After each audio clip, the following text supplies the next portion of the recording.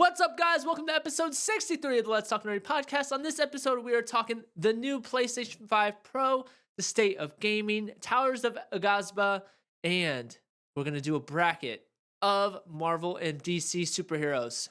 Outside the snow is falling and friends are calling you who. Come on, it's lovely weather for a sleigh ride together with you. Is it too soon? Very soon. If I'm not back in 5 minutes, just wait longer. You are now tuned in to the Let's Talk Nerdy podcast. I love it when you talk nerdy to me.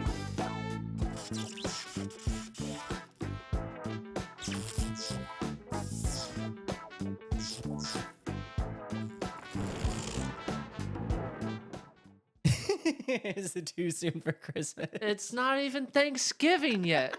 Dave, it is not even Thanksgiving yet. I don't have a gingerbread cup.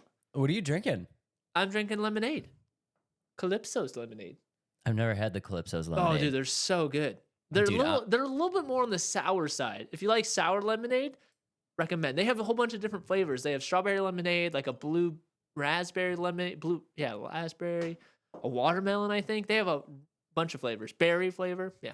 I'm going to try that watermelon lemonade. I, on the other hand, got me a delicious Sun-Kissed soda. How do you like orange soda? Are you an orange soda guy? Orange soda, I like orange cream soda. Have you ever had an orange cream soda? Oh yeah, my. no, I feel you.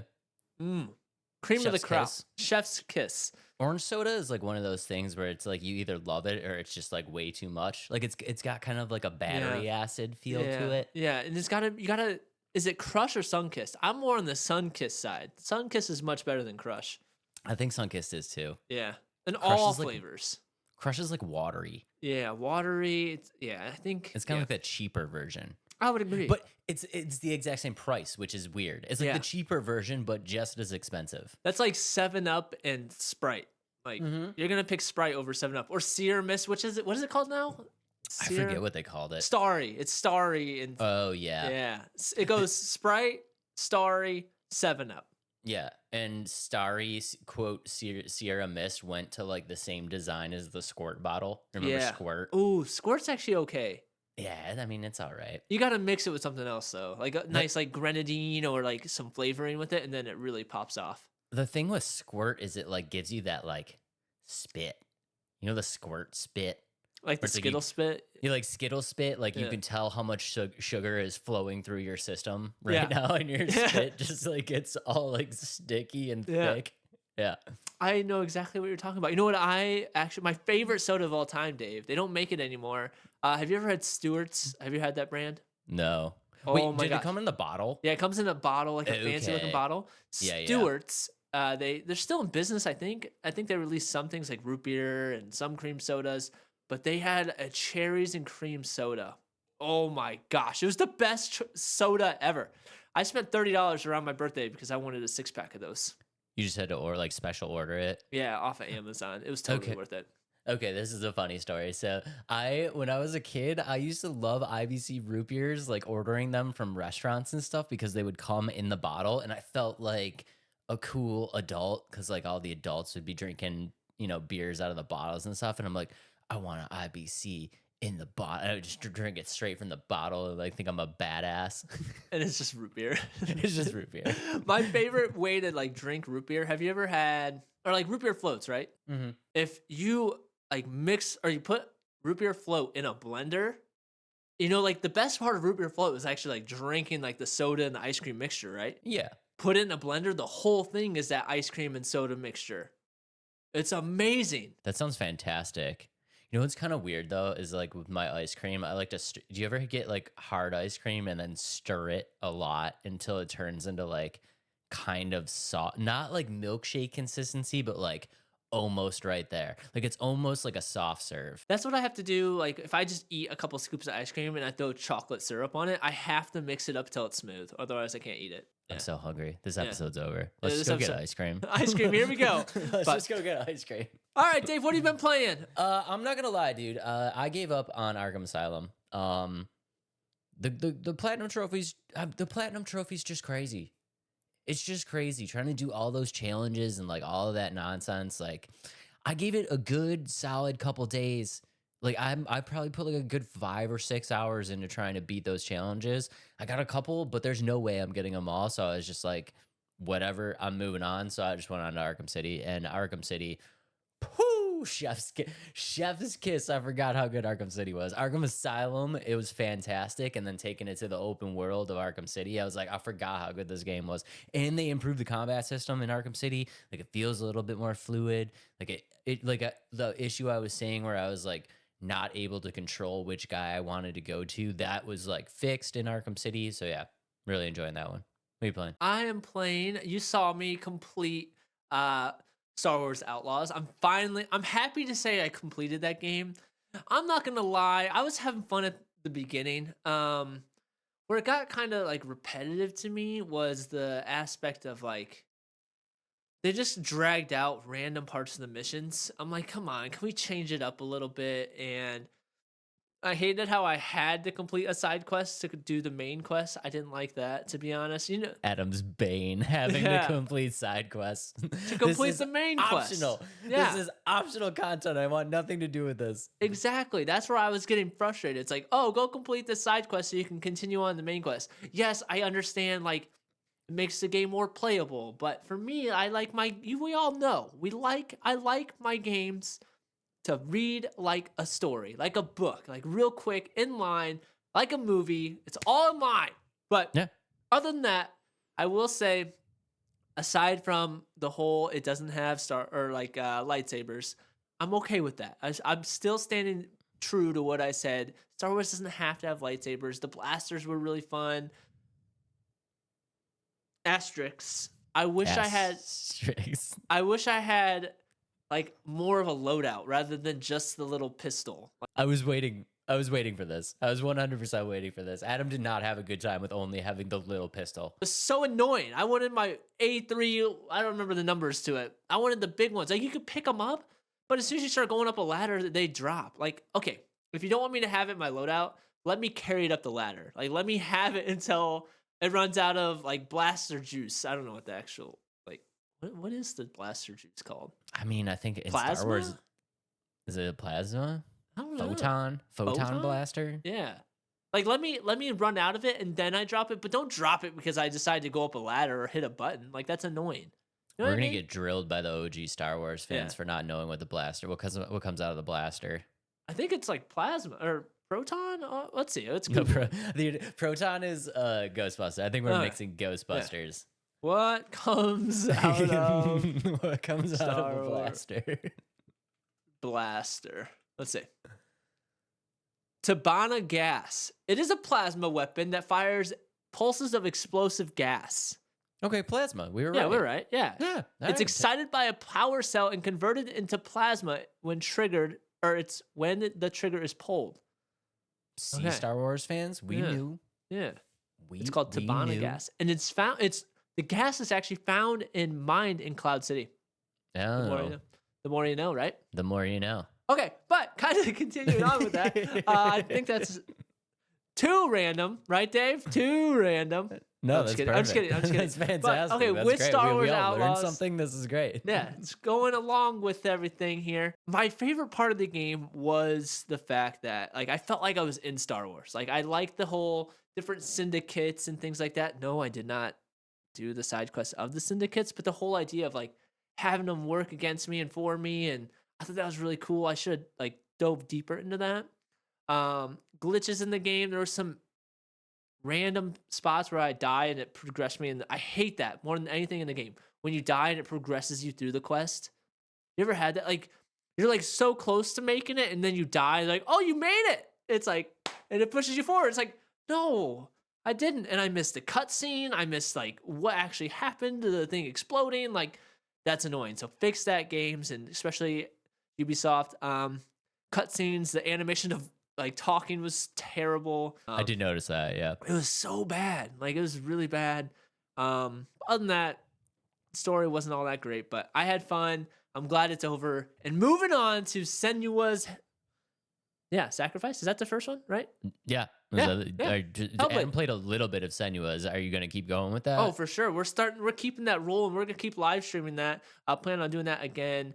This episode will already be launched by then. But Yeah, the moment I got to start swinging the blade, dude, that thing is brutal.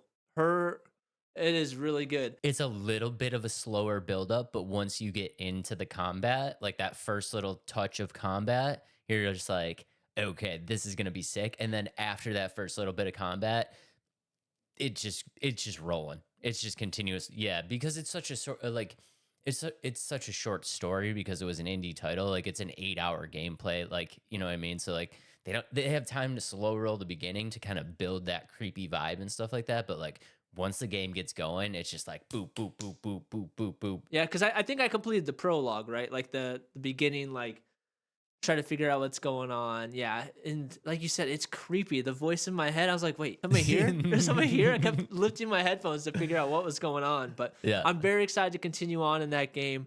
But other than that, man, I'm just excited for Microsoft Flight Simulator to come out next week. Farming Simulator comes out this week.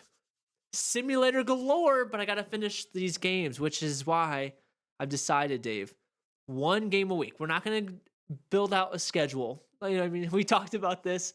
I decided I'm going to pick a game a week and just finish it. That's my goal. I love that for you. Yeah.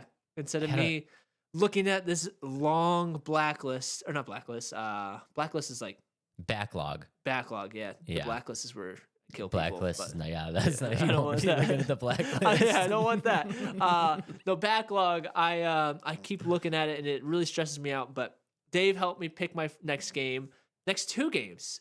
Next 2 games. You yeah. want Hellblade we decided, and then Red Dead 2. I think those are both 2 really good games, and then you can roll right into God of War. Mm-hmm. So we really have like the next 3 games kind of picked out, I do. and they're 3 bangers. Exactly. You got 3 like I'm a little jealous. Like I almost wish that like I could go back and play those 3 banger titles for the first time again and enjoy them. Mm-hmm. Yeah. Mm-hmm. Exactly. And then you know what it's doing, Dave? It's pushing me outside of my comfort zone, right? Yeah. And you've been pushing me outside of my comfort zone these last 2 weeks. One with the picking out the hottest video game characters. I even said it. I said hottest video game characters. You did say it. Yeah, Not look even at prettiest. Look at that. this is a brand new Adam, guys. This is strange. And then Dave's making me kind of wing our episodes a little bit more. Not wing it, but like less direct. Right, Dave? Is that the Yeah, we just want to get outside the we want you guys to know not only like about the games that we're talking about, but about us. And Yeah. I think Adam Adam does an absolutely fantastic job preparing for the episode, and like I just think maybe it stresses him out a little bit having to take on that burden and that workload. So like we're just gonna free flow a little bit more, and Yeah. just, you guys are gonna get to know what's not only inside here, but inside here. the heart? know? Yeah. Yeah, right here. Authentic Adam and Dave. Authentic Adam and Dave. Yeah, yeah. It's And gonna so be fantastic. I decided we're gonna just kick the door wide open of making me uncomfortable, and I've been seeing this a lot on TikTok and social media, and I think it would be more fun. So like we picked out the hottest characters, the prettiest characters, however we want to say it. Let's pick out some weird characters, Dave. Oh yeah, this list is crazy. Yeah. So we're gonna do we don't have a cake in front of us. We're gonna have a little virtual cake that we're gonna put here, but let's do a hear me out cake. Hear me out, cake. Do you Hear want to me go out, cake. first or second? I want to go second. I want to see Yeah. where you kind of take this. You Let's want go. to see where I take it Yeah. first? Okay. All right. Starting it off with the hear me out cake. Hear me out, Thelma from Scooby Doo.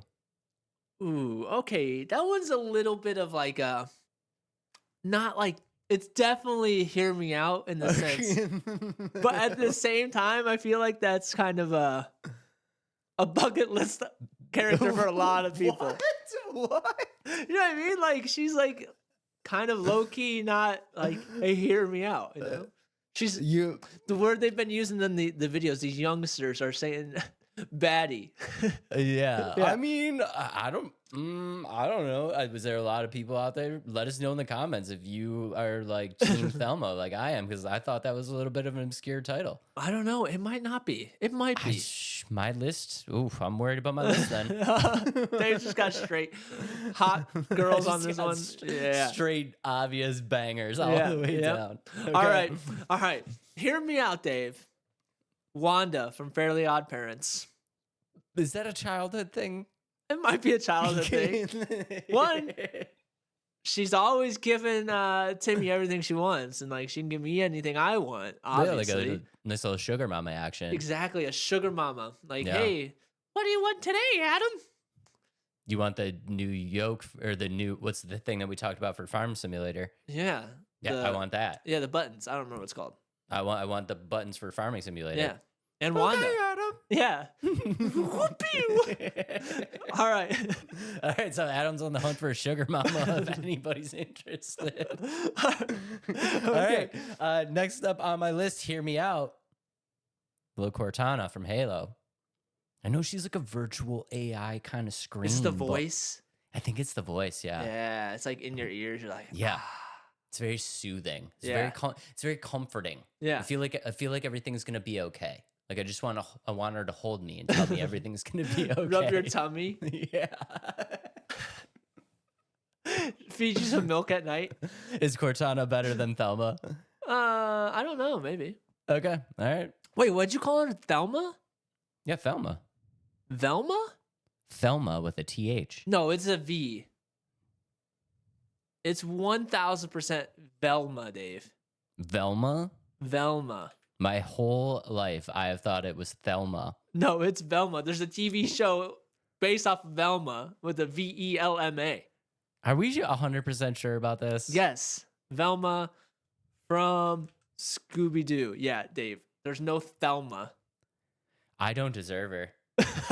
You know what her last name is too? What? Dinkley. Hinkley? Dink, like a D. Dinkley? Yeah. Dude, my mind has been blown. My whole life I've called her Thelma. I can't believe that. It's VELMA. You know what it is, Dave? You have a lisp. Thelma. It's Thelma. No, but it is Velma. Okay, so Dave, hear me out. Okay. Sandy cheeks. Get out of here, dude.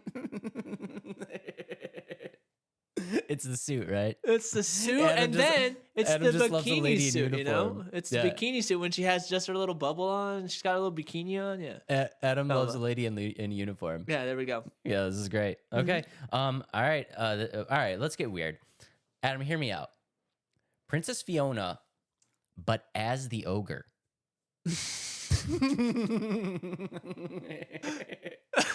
Stop judging me with your I'm not judgy judging. eyes. I'm not judging. With your judgy eyes, Adam. Just wait. I have some great ones on here. Some what in the world? All right. Is it my turn now? All right. Hear me out, Dave. Tafiti from Moana. You know, like the pretty green island. Yeah, I gotcha. Yeah. She's Yeah. just pretty. Yeah, that's a good pick. Yeah. She brings life to the party. Literally brings life to the world. So. All right, Adam, hear me out. Lola Bunny. That one's basic. What do you mean it's basic? Get out of here. I'm just kidding. She's on my list too. Is she on the list? Yeah, she's on my list. Let's go. Let's go. Okay, hear me out. Dee Dee Pickles. Really? Yeah. That's okay. Yeah. So you're just into redheads? Is it redheads? Isn't she a redhead? Wanda's pink hair and Sandy's a squirrel. I guess she is a redhead. Yeah, I guess I am into redheads. Yeah, sure. Look at that. We're finding stuff out. I'm gonna have to ask my wife to dye her hair red. Just kidding. Not gonna ask you that. I'm not gonna do that. Okay. All right.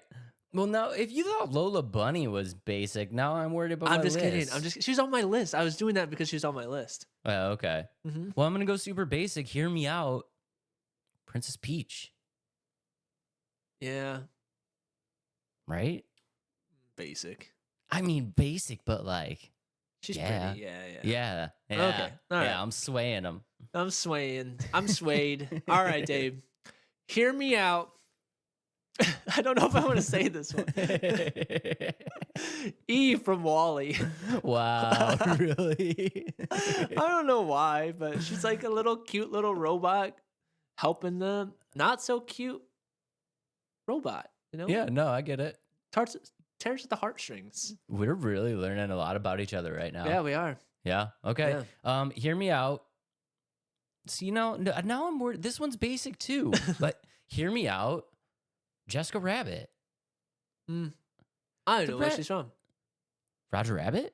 Oh, I've never seen Roger Rabbit. Oh, are you in for a treat when you put this short together? All right. You text me when you grab that picture of Jessica Rabbit. Never mind. Think of a different movie. All right. Hear me out, Dave. Valerie Frizzle from Magic School Bus. Okay. It must be a redhead thing because she's Yeah, a it redhead must be too. a redhead thing. I mean, I'm seeing a trend. My whole childhood. Valerie Frizzle. She taught me everything I know. I mean, it's not a terrible pick. No, it's not. All right, hear me out, because before Adam takes all the redheads, I got to grab April O'Neil. Okay.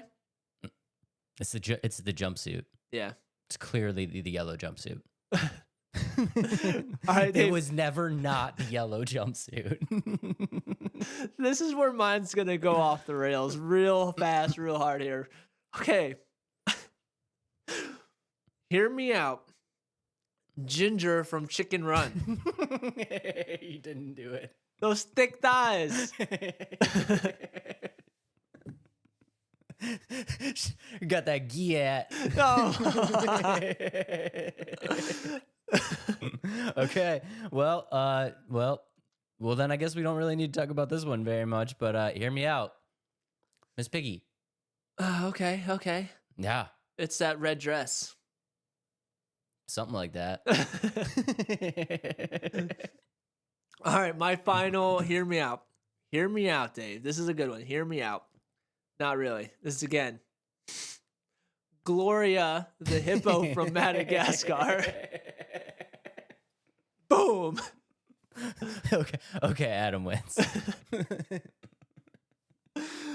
I don't know why, but I thought this was a good one. I thought this would be fun. So This is a great one. Everybody jump in and take a slice of cake. yeah. Because our list clearly has a lot of cake. Yeah. Let us know in the comments who is on your Hear Me Out list.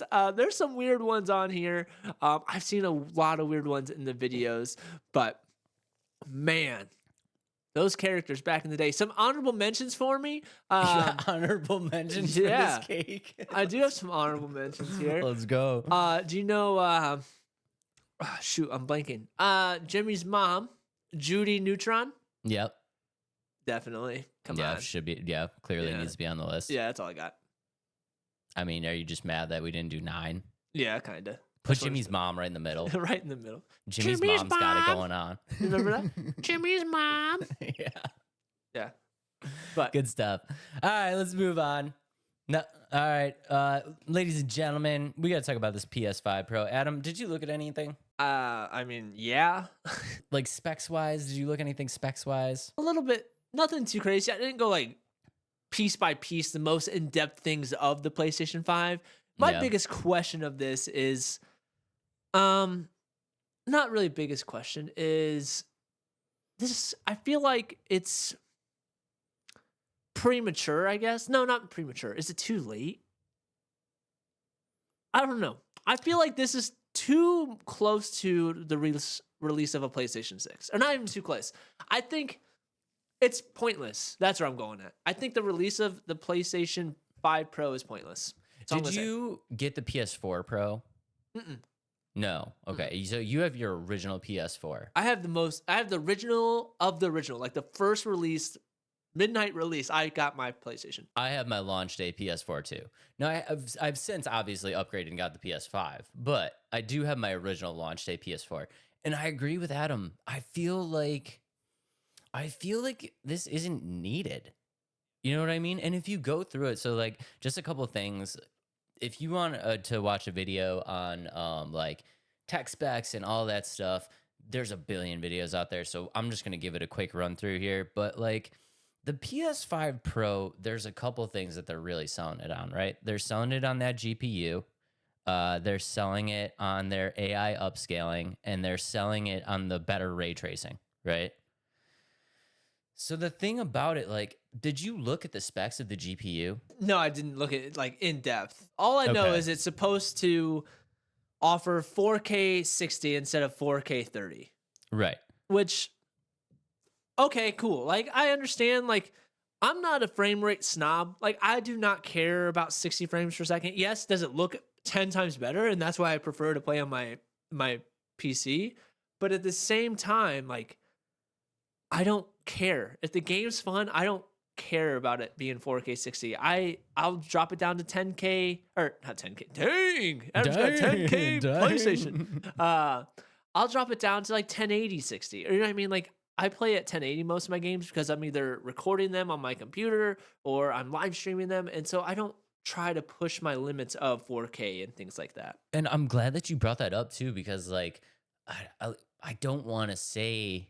I mean, I'm not a frame rate snob either, and I feel like this like really kind of tailors to like a select group of people. And we'll go ahead and run the trailer right now, if it were not the trail, like their drop edition, yeah, of what the PS5 Pro is. But yeah, man, I just like I feel like a lot of this stuff just I don't know. It's the differences that you see in a lot of this stuff are so minuscule, and people are really kind of leaning on the fact that like this GPU, so they're saying that the GPU is 45% more powerful, right?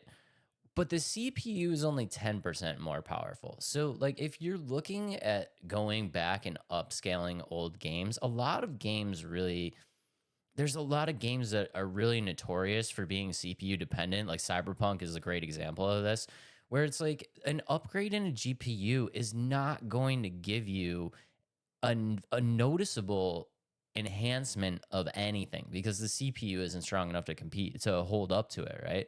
And then you're also looking at things like their AI upscaling, and their better ray tracing. It's like I don't know. I've watched a lot of videos of like side by sides and stuff like that. And I've gone as far as to watch them on my PC monitor, like watch them on my dedicated 4K TV. Like I'm not looking at this on my phone or something like that. And I just feel like the differences between what I'm seeing are so minute that there's like maybe a handful of people in the world that can pick up like what's going on that makes it look different. Yeah, I totally agree with you. And like the thing is when they do these comparisons, they're on YouTube doing these comparisons. And like and so it's super compressed both ways. So to me, like you said, it doesn't really look all that different, especially on these YouTube videos.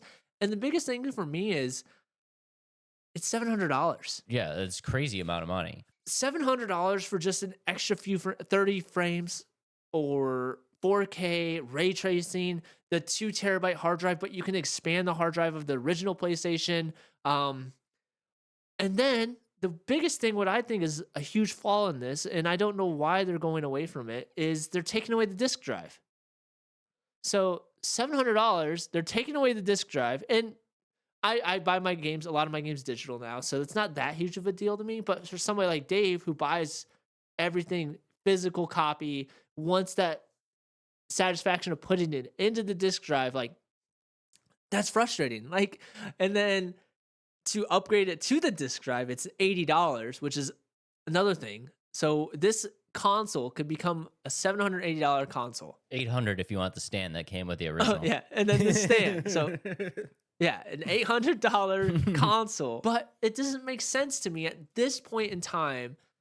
Yes, I know there was kind of a weird route, like run for them when COVID was big. The scalpers were buying all the PlayStation 5s, the shortage of chips. But I feel like we're in a place where everybody's happy with the PlayStation 5. At least I think so. I'm happy with my PlayStation 5. Everybody I talk to, Dave, you're happy with your PlayStation 5. I don't understand what the deal is to like PlayStation Pro. Let's release it. Like, let us know in the comments. Are you not happy with your PlayStation 5, or you really want something that's over the top that you're a frame snob? I don't know. Yeah, and then like Adam was talking about, like I'm happy with my PS5, man. Like I'm fine with it. And the thing like with this upscaling, so they have the PlayStation Spectral Super Resolution, their PSSR is what they're calling it, right? And a lot like what Adam said, if you have the launch PlayStation, they have their fidelity mode, which puts you in better graphic. I'm really dumbing this down. So for all you tech guys out there, I'm sorry. I'm really dumbing this down just to make sure that like I don't get anything wrong and everybody kind of knows what we're talking about. But they essentially have their fidelity mode, which is better graphics, and then your performance mode, which gives you the higher frame rate. And like Adam said, this PS5 Pro is going to supposedly give you the fidelity level resolution with the performance frame rate. But like, if you really think about it, dude, like a lot of these older games have like specific frame rates anyway, right? So it's like there a lot of these games have people think it's like here's the thing. People think that it's a game that's in 60 FPS, right? That's not true, man. It's a game where the target is 60 FPS. Now, most games on most hardware struggle to maintain that frame rate, which is why you end up with frame drops, right? But like I don't know, dude. I don't like if I get a minute amount of frame drops while I'm playing a game, and I play really hard games where like it really matters. You know what I mean? Like in the Souls likes and stuff like that. Like I play Sekiro and like every millisecond of what you do counts. And even for a gamer like me, like I don't care that much if I get a frame rate drop. I don't either. Mm, yeah. And most time I don't even notice. Like, but look at my glasses. Like I'm blind as a bat. So like let's be honest. But for me, like you said, I'm not losing my mind after a few frame drops. If it's like skippy and I can't understand what's going on, then yeah, then that's gonna make me upset. But when I'm just playing a game, there's a couple like little glitches in there. Like I'm like, okay, like I'm fine. But with is it $200 more than the PlayStation 5? I don't think so. It's a weird price jump too, because if you really look at the inflated value, like I did a little bit of an analysis on the inflated value of this console, right? When the PS4 Pro dropped, if you look at the rise in inflation from the time that the PS4, trying to put this into perspective, the price of the PS4 versus the price of the PS4 Pro, and then if you calculate that into the price of the PlayStation and the PlayStation 5 and the PS5 Pro with inflation, the PS4 Pro or PS5 Pro should cost around $550. Like that's around where it should be. And this additional $150, I'm not sure where they're getting that price point, and no disk drive. So if you really look at it, like that 780 that we were talking, whatever, the stand is the stand, put it on a book or something like that. But like the 780 price tag is just a ridiculous rise in inflation. Yeah, and I don't understand where they're coming up with. Like, is it the chip? Is it the GPUs is super expensive? Do you think with it releasing around Black Friday and the PlayStation 5 is kind of become, it's not, I don't think it's on its last leg yet. Do you think it's a way of them driving sales of the original PlayStation 5 rather than like go for the PlayStation 5 Pro? Do you want to know my honest opinion here? Let's hear it. I think they're doing what most companies do, which is inflating the retail price of the item so that when they put it on sale, because you know what big shopping holiday is coming up very, very soon. Black so when Friday. they put it on sale, it looks like you're getting a great deal on it, but really they're just selling it for what they wanted to sell it for anyway. Yeah, market So value. Or what is it? Like what is that called? Where it's like the fair market value. Yeah. But like, if you really think about it, all right. So the PS5 Pro is $700, $699 right now. Well, look out for Black Friday sales where it's $549 because it makes it look like you're getting a great deal, but really you're just paying what they kind of wanted you to pay for it anyway. Yeah. So I wonder after Black Friday or after like the first of the year, is that price going to be set at $550 or $650 or whatever the case may be? It's very possible. I mean, they have to extend that price for some point, for some length of time, so they don't get caught in the trap of like obviously putting it on sale, overpricing it just to put it on sale. But like, I don't know. I really think that's what they're doing. It just feels like that's what they're doing. And for what you're getting out of this console, I just don't know. Like, and we kind of skipped over the ray tracing. So if you guys don't know what ray tracing is like what simulates the light in the world, like how light reflects on stuff, how light shines through, how the shadows play and everything like that. And that's kind of what gives you that sense of realism that's like really pleasing to your eye. And just looking at like the side by sides of this aspect of it specifically, I still didn't see a noticeable difference. And like I said, I was looking on my monitor. Like I have an 8K monitor. Like I have an 8K. I have an 8K monitor for my PC. I have a 4K TV. Like I didn't watch it on my phone. Like I really looked and like I don't know, dude. I just didn't see it. Like yeah, I was watching The Last of Us remake, right? And it's like, okay, a little bit of, okay, the grass looks a little bit sharper. You know what I mean? But like, who gives a shit? Like who cares? You know what I mean? You don't even notice that. Like when you're playing the game, like I don't notice the. I focus on my character. Yes, there's moments I'm like, wow, this game looks really good. But by the end of the time I'm playing the game, I'm like, I'm just having fun. My character looks cool. He's got this sweet customization. I don't care about the grass around me. I care about the animations of stabbing the guy in the neck, and that's what I'm excited about, not the little blades of grass. Right. You're standing in a field and there's like 70 zombies circling around you, and you're like, hold on, guys. Let me check out how good the grass looks. Like, nobody's doing that. Like, nobody is doing that, dude. The people that are snobs of, I keep saying snobs. I'm gonna make some people mad. Not snobs. The people that are focused in on, focus in on that stuff. Yes, you guys care about that stuff, but for me, I don't. Like, I just like to play the game. It's like the gearheads, man. Like, I think that's a good name for them. It's like the people that really care about this level of stuff. And it's not to say that it's not something that you should care about. And if you're into it, like, that's amazing. Like, it is really cool stuff if you break down like how everything works and how these chips are working, what they're doing to upscale the resolution and stuff like that. But like, for the vast majority of people, it just doesn't matter. You know what I mean? It just doesn't matter. Now, I will say that like having all these advancements in the console is very exciting to me for the future of gaming because now developers are going to be able to create games that are meant to work within this hardware, right? Because I think one of the things that they're selling the PS5 Pro on is like all of your old games are going to look better. You know what I mean? And that's just simply not true. Again, with the PS4 image enhancement, like I watched gameplay of Bloodborne, my favorite game of all time. I've spent hundreds and hundreds and hundreds of hours in this game. I watched the upscaled image enhancement version, no difference. Noticed nothing, not a single thing. I didn't notice anything. No increase in frame rate, like nothing. It looked like Bloodborne. So like, they're really pushing it on all of your old games are going to look fantastic. And I don't think that's the way that they should go because it's not true. But it's the way that they have to go for right now, because if you look at these developers with this hardware, they have to start developing games for it. And you know how long it takes to develop a game. We're not going to see a game that's like ready for PS5 Pro hardware for probably a good year and a half. None of these games are going to be enhanced. I'm just kind of like following along here.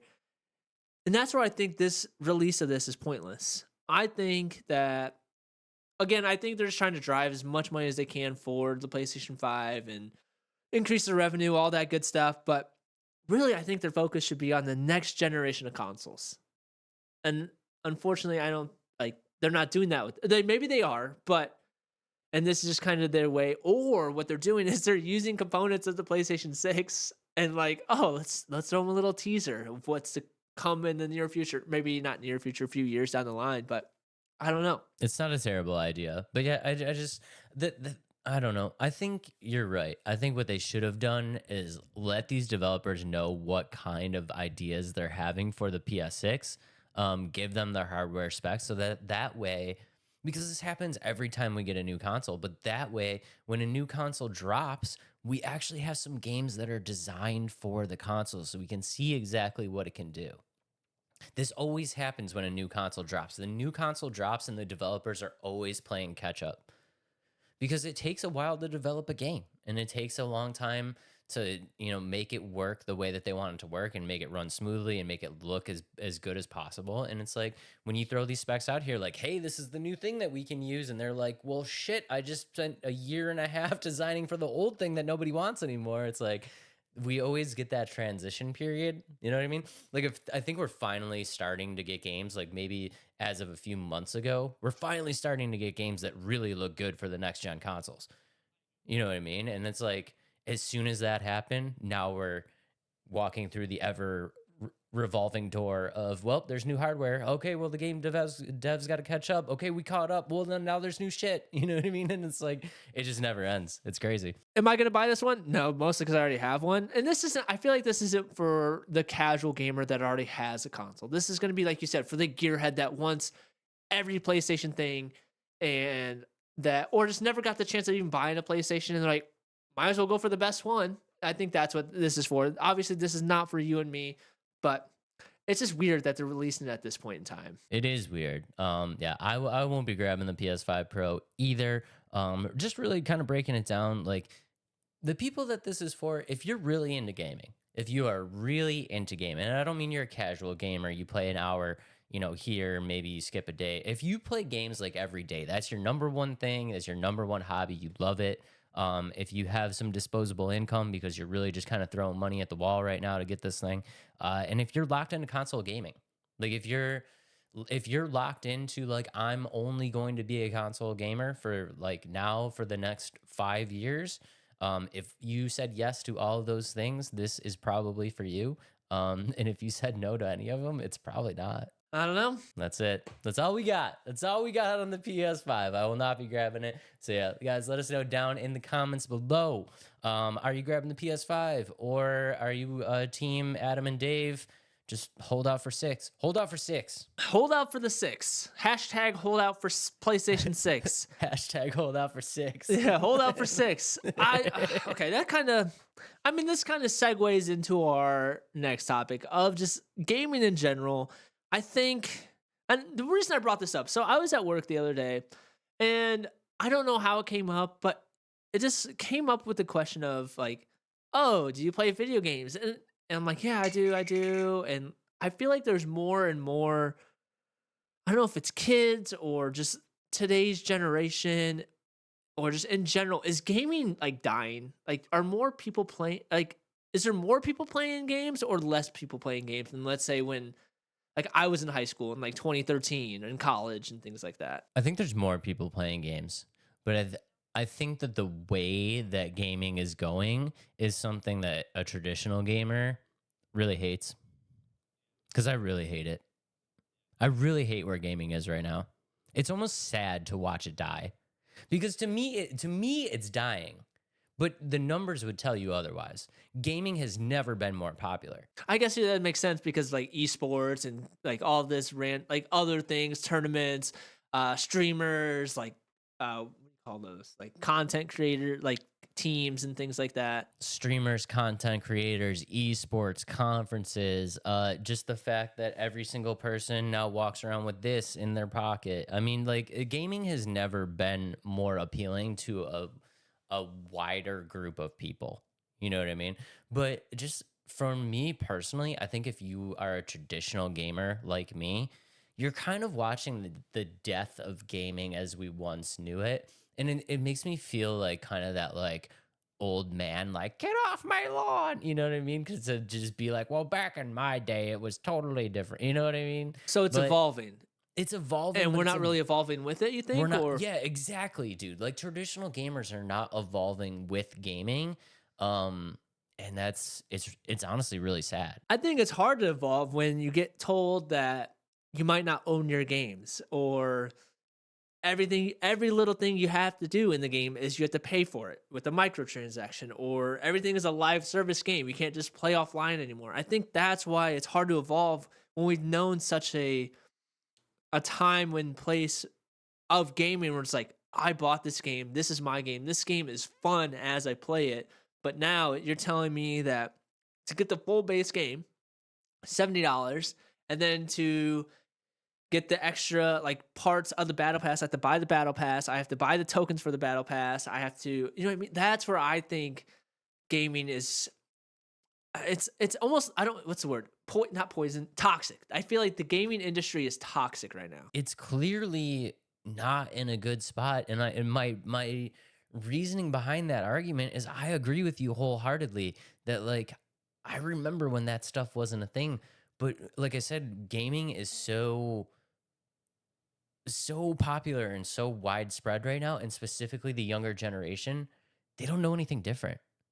they don't understand the times before it was just free to play microtransactions, or don't worry about having a disc, just download it for $80, and they want to get it 2 days early for an extra $100, and they want to buy all these skins and stuff like that. It's like that's where gaming has kind of evolved to, because these companies have figured out ways to just make more money. And the generations before or the younger generations, they don't know any other way.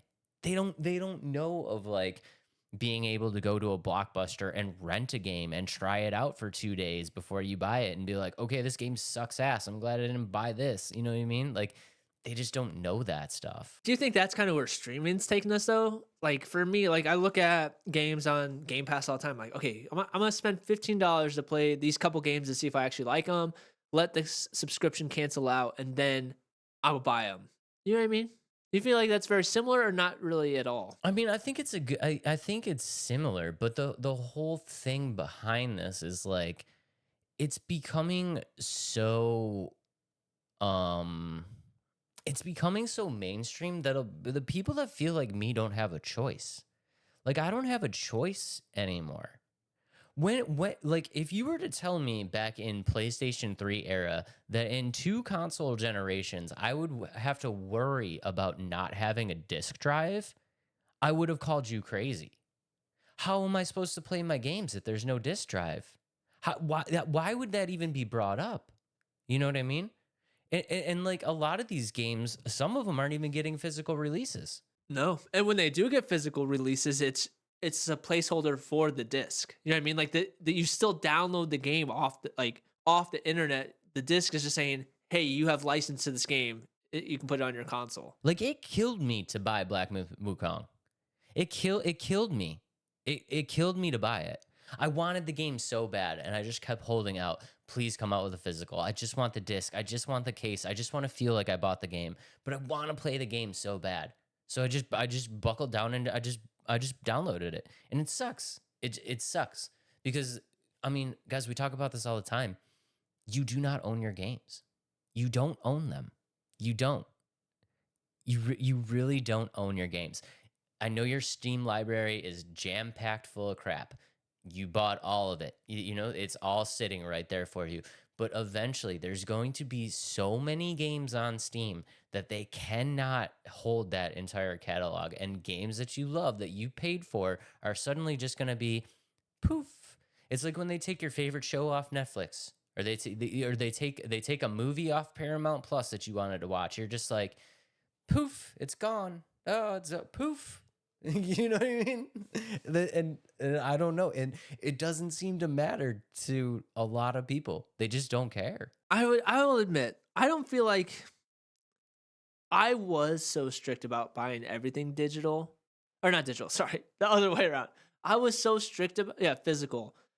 But kind of like we're talking about, I appreciate the all access no matter where I am. Like I went and bought the Legion Go for a second. Granted, I took it back just because I didn't feel like I was gonna get enough use out of it.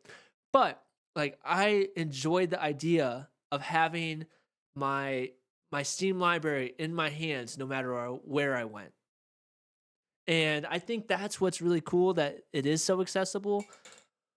But kind of going off of that, I think because it's so accessible, game developers are like, let's just release as much as we can, as fast as we can.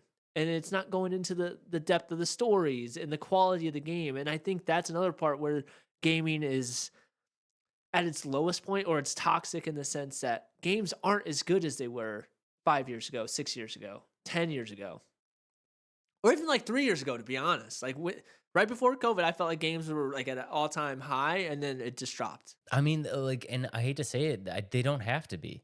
That's just 100% just like the audience, it's just pandering to an audience that doesn't give a shit. You know what I mean? They don't, like, some people don't care if the game is like fantastic. You know what I mean? Like, they have to put in minimal effort here, and I think we're just kind of allowing them to let it happen. Like the games that are coming out, it's just like, look at what we just talked about with Gang of Frogs. I know you don't want to talk about it, but like look at that game. That game is a carbon copy of every looter shooter that's out right now, that game will be popular. That game will, now it might not be massively popular, but it doesn't have to be. It's going to be popular enough that people will buy it. They're going to make money off of it. I would say it's to be popular enough to make money off of it. Right. And they put in minimal effort, just copying an idea of 1,000 games that already exist, that are already out there in the ether. And they changed one little thing where they made them frogs instead of people. You know what I mean? And it's like, it's just like that minimalist effort being put in, and people are just fine with it. And I don't know. I feel like as gamers, we need to demand more.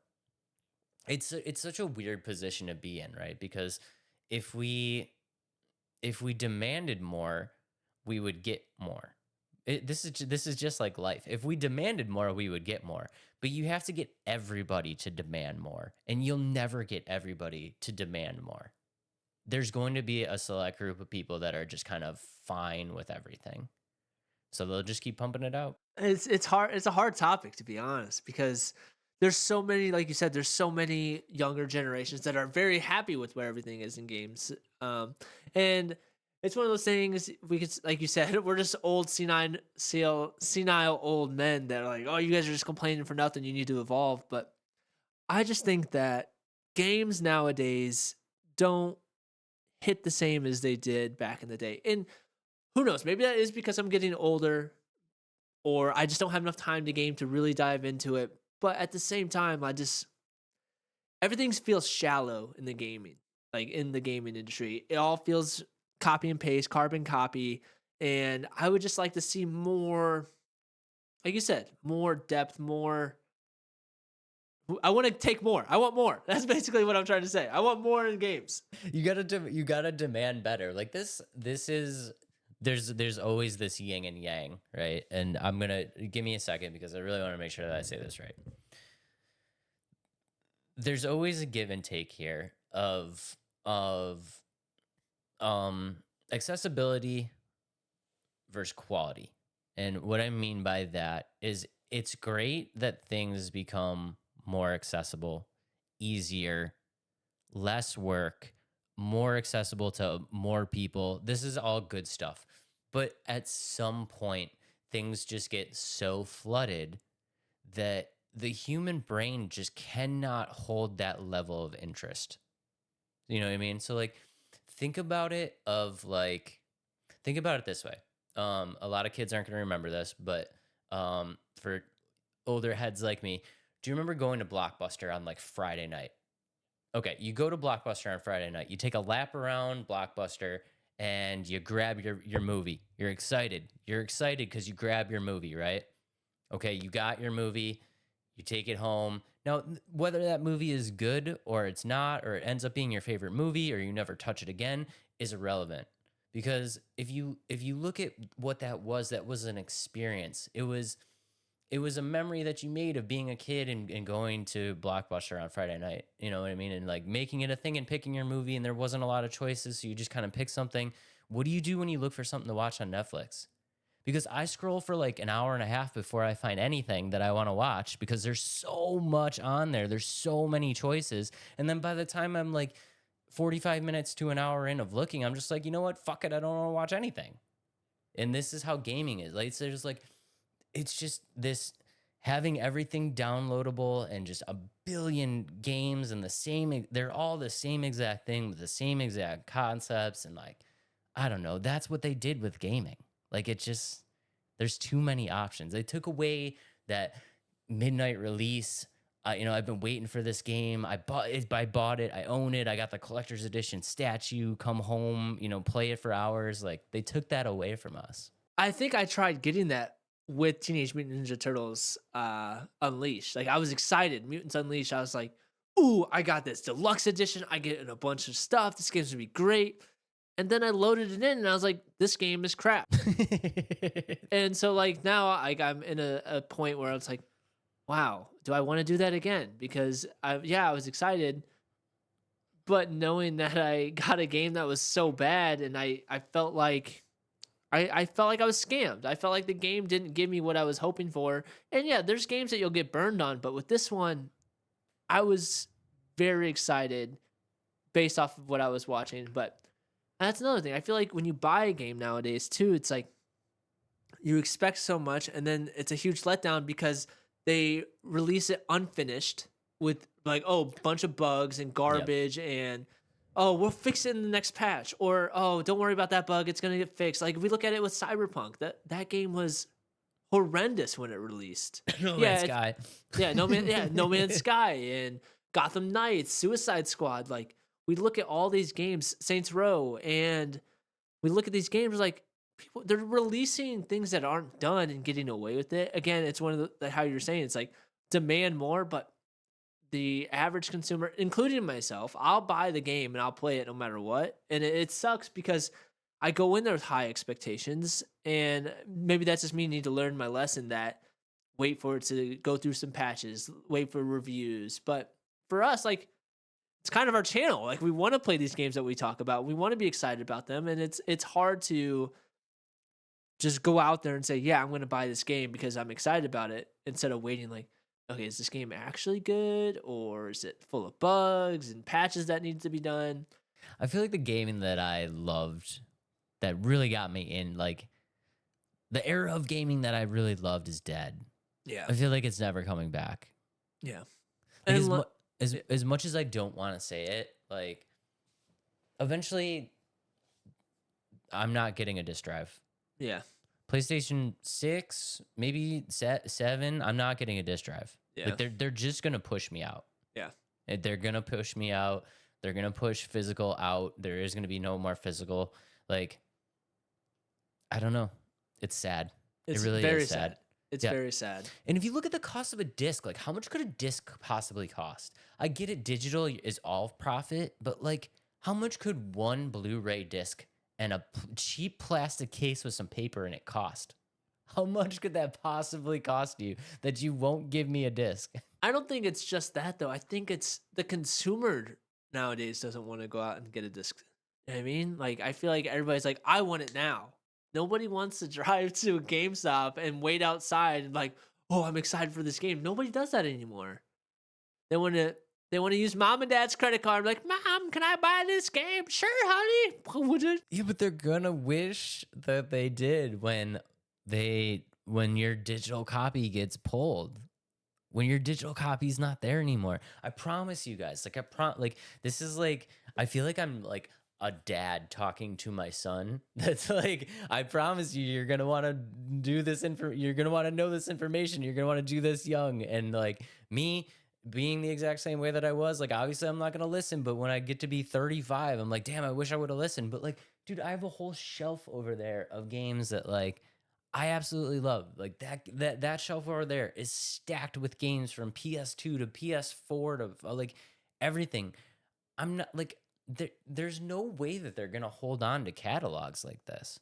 There's gonna be games that you guys love that are your favorite games that like once they decide we don't have room for this game anymore because not enough people give a shit about it, like it's gone. But like maybe you do give it, like maybe you give a shit about it. Especially with the live service games. Like it's even worse with those because like look at Marvel's Avengers. That one you can't get that anymore. You can't download it or you can't buy it. I think you can play it if you have it, but you can't download it or purchase it anymore. You can't do that.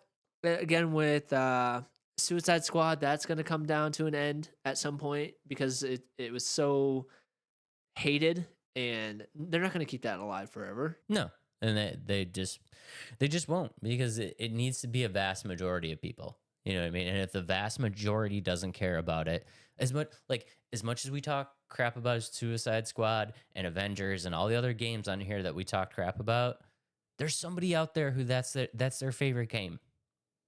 That's their favorite game. And it's going to go away. In the whole world, that's their favorite game. And at some point, they're never going to be able to play it again.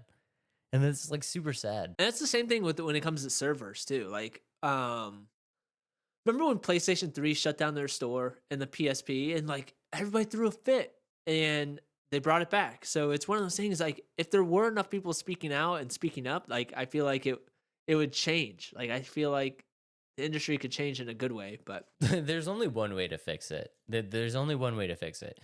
You need to, number one, you need to support physical. If they have a physical version of the game that you want to play, please buy the physical. And number two, you need to just restrain from buying shit in the game. These Fall Guys show bucks and COD skins and Fortnite skins and battle passes, and you guys just got to stop buying that shit. Just I know you think it's nothing that you spent $2 on a pink unicorn for your Fortnite character, but like it matters. Like it does matter, because as long as they keep making money, they're just gonna go further and further down that money making rabbit hole. We just have to stop buying microtransaction shit. And if they make a physical version of the game, buy the physical. I don't have much else to say on the matter, except for I just wish that it was more quality, less about the microtransactions, less about being rushed. And I think it's a two-way street, though. I think the developers feel like they're rushed and consumers want it so fast, but also I think the developers nowadays are like, screw the consumer, let's get as much money as we possibly can. Like, I think that's where it's at. I mean, I think it's probably like most things being coming from the top, being told. I'm looking at developers and game designers as two totally different things. If I really had to put my money where my mouth was, I would say that game designers don't really give a shit about all these microtransactions. It's probably coming from the top, saying you need to put in X amount of shit for them to buy. Sony, Blizzard, like the head of the companies, Microsoft, like how can we get as much money as we can? Unfortunately, it's a really kind of sore subject, but I will say, guys, you're gonna want your games. You are gonna want your games. If they make physicals, buy physicals. And hold on to your old consoles, because pretty soon there will be no disc drives. There will be no disc drive. Sad All right, day. Dave. I Sad know day. it's kind of a sour subject right now, but you have a pastime. You have a nostalgia of certain gaming. You know what I mean? Yeah, I don't know where I was going with that. But you now have only $15 to build the ultimate gaming experience. The ultimate gaming experience? Yes. Are you ready? So I'm ready. 4 different categories. You have your console, the screen that you're going to play on, the controller that you're going to use. So, for example, if I say you're going to use the PS3 controller on an Xbox, like that's fine. You know what I mean? Okay. Any All controller, right. any console. And then your last section is the group that you're going to play with, or the persons you're going to play with. Okay. All right, let's do it. All right, so starting it out for the console, for $5, you have the PlayStation 5, $4, the PlayStation 2, $3, the Xbox 360, $2, the Wii, and $1, the Nintendo DS. $1. Oh no, this sucks. I don't like this at all.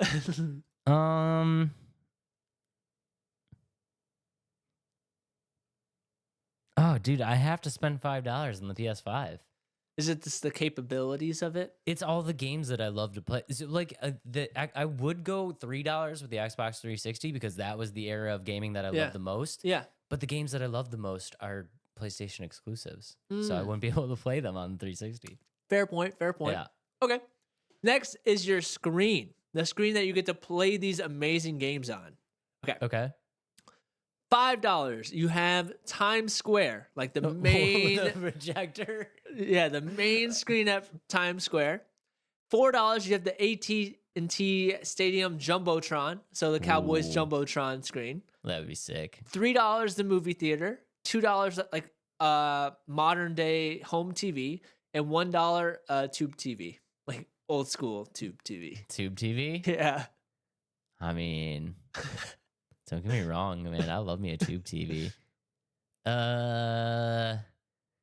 Let's go $3. I'm gonna go with the movie theater. I think that's a very fun choice with the surround sound. I feel like Times Square would be like a little bit too much bumping. Yeah, at some point the screen gets too big. That makes sense. Yeah, I'm going movie theater. Movie theater. I gotcha. All right, next, moving on to the controller you get to play with. Again, any controller for any console. So now you just spent $8, right? $5, $3. Yep, you have $7 left. For the controllers, you have $5 for the PS5 controller, $4 the Xbox 360 controller, $3 the keyboard and mouse, $2 the SNES controller, and $1 the Nintendo 64 controller. Again, buttons don't matter. Every controller works for every game. Why is the N64 controller $1? Because it sucks. It doesn't suck. You want that as your choice? Give me the N64 controller. Dang it. I love that controller. So you just spent $9? Is that what we're at? $9. I got money to burn, baby. You got money to burn. Okay, well, this is easy then. All right, the last is the group that you get to play with. Okay. Or the person you get to play with. $5, your best friend. $4, your siblings. $3, solo. $2 with a parent. And $1, your annoying neighbor. Oh, God. I mean, $5. I got money to spend. Give me that $5. Yeah, $5. That was a good choice, though. I got money to spend. Yeah, you did a lot better than I thought you were going to do, to be Thanks. honest. I thought you may have went straight to the Times Square or the Jumbotron. It got dicey after spending $5 right off the bat. Yeah, it did. The but $1 N64 controller saved me. yeah. I love that controller. I was saying, oh, wait, the N64? Yeah. Okay, sorry, I thought I messed it up. I meant GameCube. Oh, shoot, I screwed that up. You gave It's me different. a free pass. I GameCube did. was definitely worth $1, and I would not touch that piece of Yeah, shit. yeah, with the 10-foot pole. Like, nope. Okay, let's see. I'm gonna do Smash mine real quick. players everywhere. Like, how dare you? Yeah, right. Let us know in the comments how you would buy this gaming experience. All right, $5. All right, I'm gonna go through it real quick. I'd go PlayStation 2. You're gonna do it? I love the PlayStation 2. That's It's like fantastic. I think that's where my memories started to like actually like ingrain in the brain. You know what I'm saying? Like I actually remember that era of gaming pretty Yeah, well. like Vice City area. Yeah, that Yeah. was so fun. That was It's a so good era. fun. I think I agree with you. I'm gonna go with the movie theater. Mm-hmm. Times Square would be sweet, but at the same time, like a little much. It would be sweet like the first time, Yeah, second time, third Yeah. time be sweet. but this is one experience. Oh, this is just one experience? Yeah, I should have said it that way. You still sticking to the movie theater? No, I got $1 to spend. Okay, I got you. No, I'm going to Cowboy Stadium. Okay, I got got you. one time. Yeah, I got you. Yeah. Controller wise, see, it's a toss up for me. So I'm at $7. I got tons of money to spend. You do. $7. So I got $8 to spend. I think I'm gonna go with the Xbox 360. I just felt like I was so good with that controller with every game I played, especially Modern Warfare 2. Whew. Not a terrible idea. Yeah. I would say I would also go PlayStation 5 because like the haptic feedback and how good it feels, but $4 Xbox 360 and see I would definitely play it with my best friend as well. Yeah. I figured I might tug at your heartstrings a little bit with your brother because you play games with your brother. I don't play games with my siblings. Yeah, but Don't sell out that Crossbone SNES controller either. yeah, That thing is tasty. yeah. I love True. the SNES controller. Just like feels like it should be in my hand. Yeah, I agree. All right, Dave, that was fun. That was good times. Let All us right. know in the comments how you tailor your gaming experience. Let us know in the comments below, which brings us to our very first game of the day. Towers of Aghasba. Aghasba. Towers of Aghasba. Is that what we called it? Towers of Aghasba? Towers of Aghasba coming out November 19th by Dreamlit Inc. Indie open world exploration game with a whole lot more going on. I am super excited for this game. Did you have a chance to take a look at it? I did have a chance to take a look at it. Okay. Are you excited at all? I have a lot of little thoughts on the game. Not too much like a little bit of negative stuff, but also some good things. I kind of 50-50 split on this game, to be honest, as I was watching the trailer, reading a little bit about it.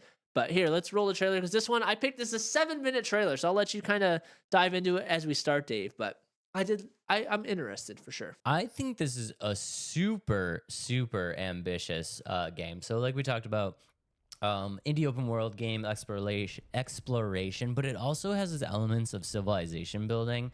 And what's very cool about this game is they are super super dependent on ecosystem management. And what that essentially means for, if you guys don't know, the things that you do in this game really affect everything else that's going on.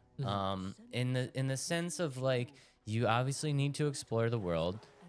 You need to do certain things when you're building civilizations, and you need to do certain things with like with plants and like the ocean life, and everything is super interconnected and intertwined, and in order to make this all kind of work together, you really have to think about what you're doing and how it affects other aspects of the world that you're living in, which is a concept that I don't really think I've seen in games very often.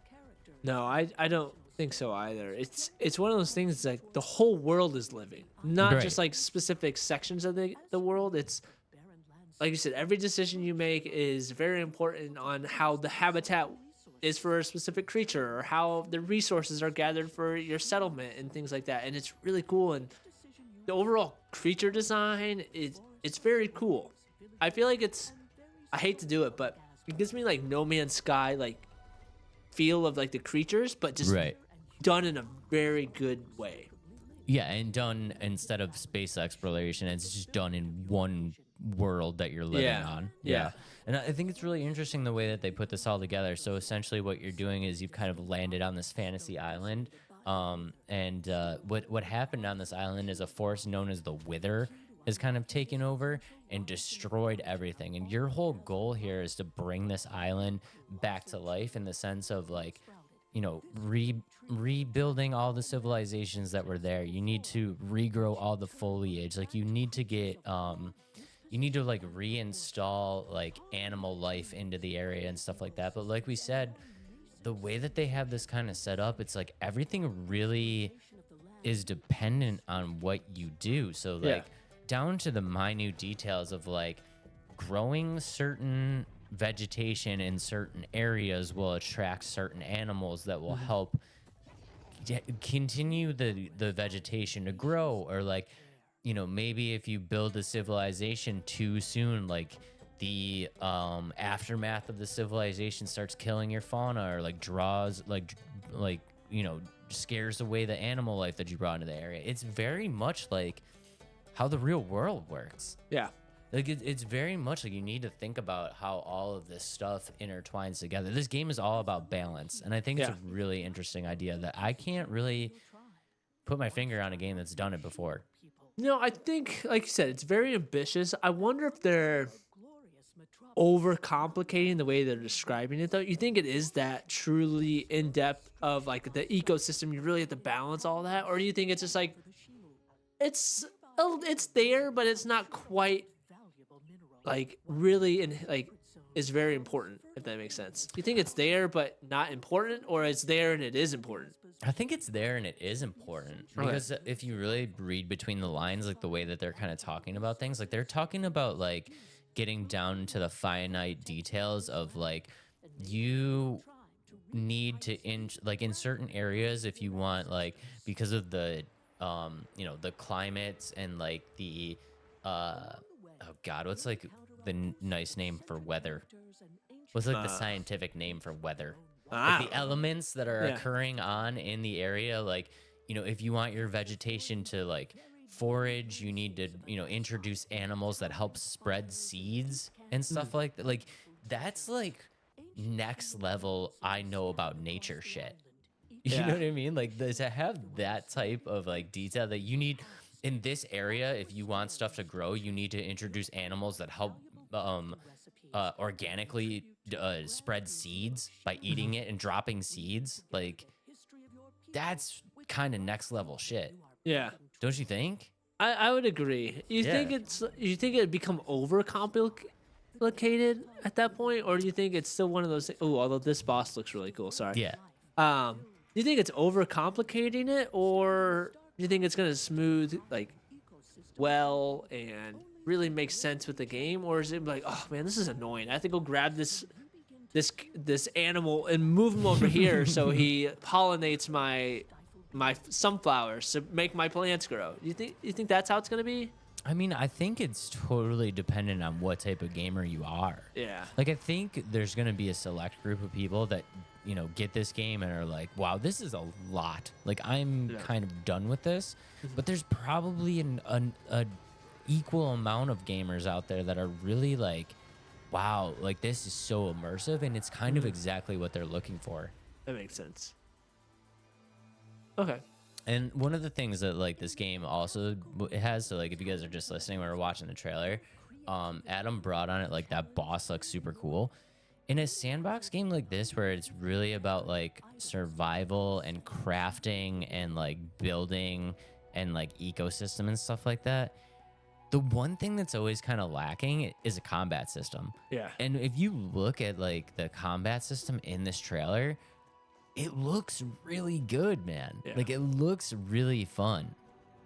I would agree. And I also really like the aspect of really making the civilization and settlements like your own. I really like that. And to see it expand, yeah, it's really fun. Like in Minecraft, you get to make these towns and everything, but they always look boring. But these are just like gather resources and you just drop it. Like that's fine. Like I don't mind that, but it's cool to see like cities and settlements grow, and just like with this like windmill and things like that, it's gonna be fun. Yeah, and you're building these civilizations like into foliage and stuff Yeah. like that. And if you guys are just listening, like I know we're not doing the trailer justice because it's a 7-minute trailer, Yeah. and to explain everything that's happening right now would be absolutely insane.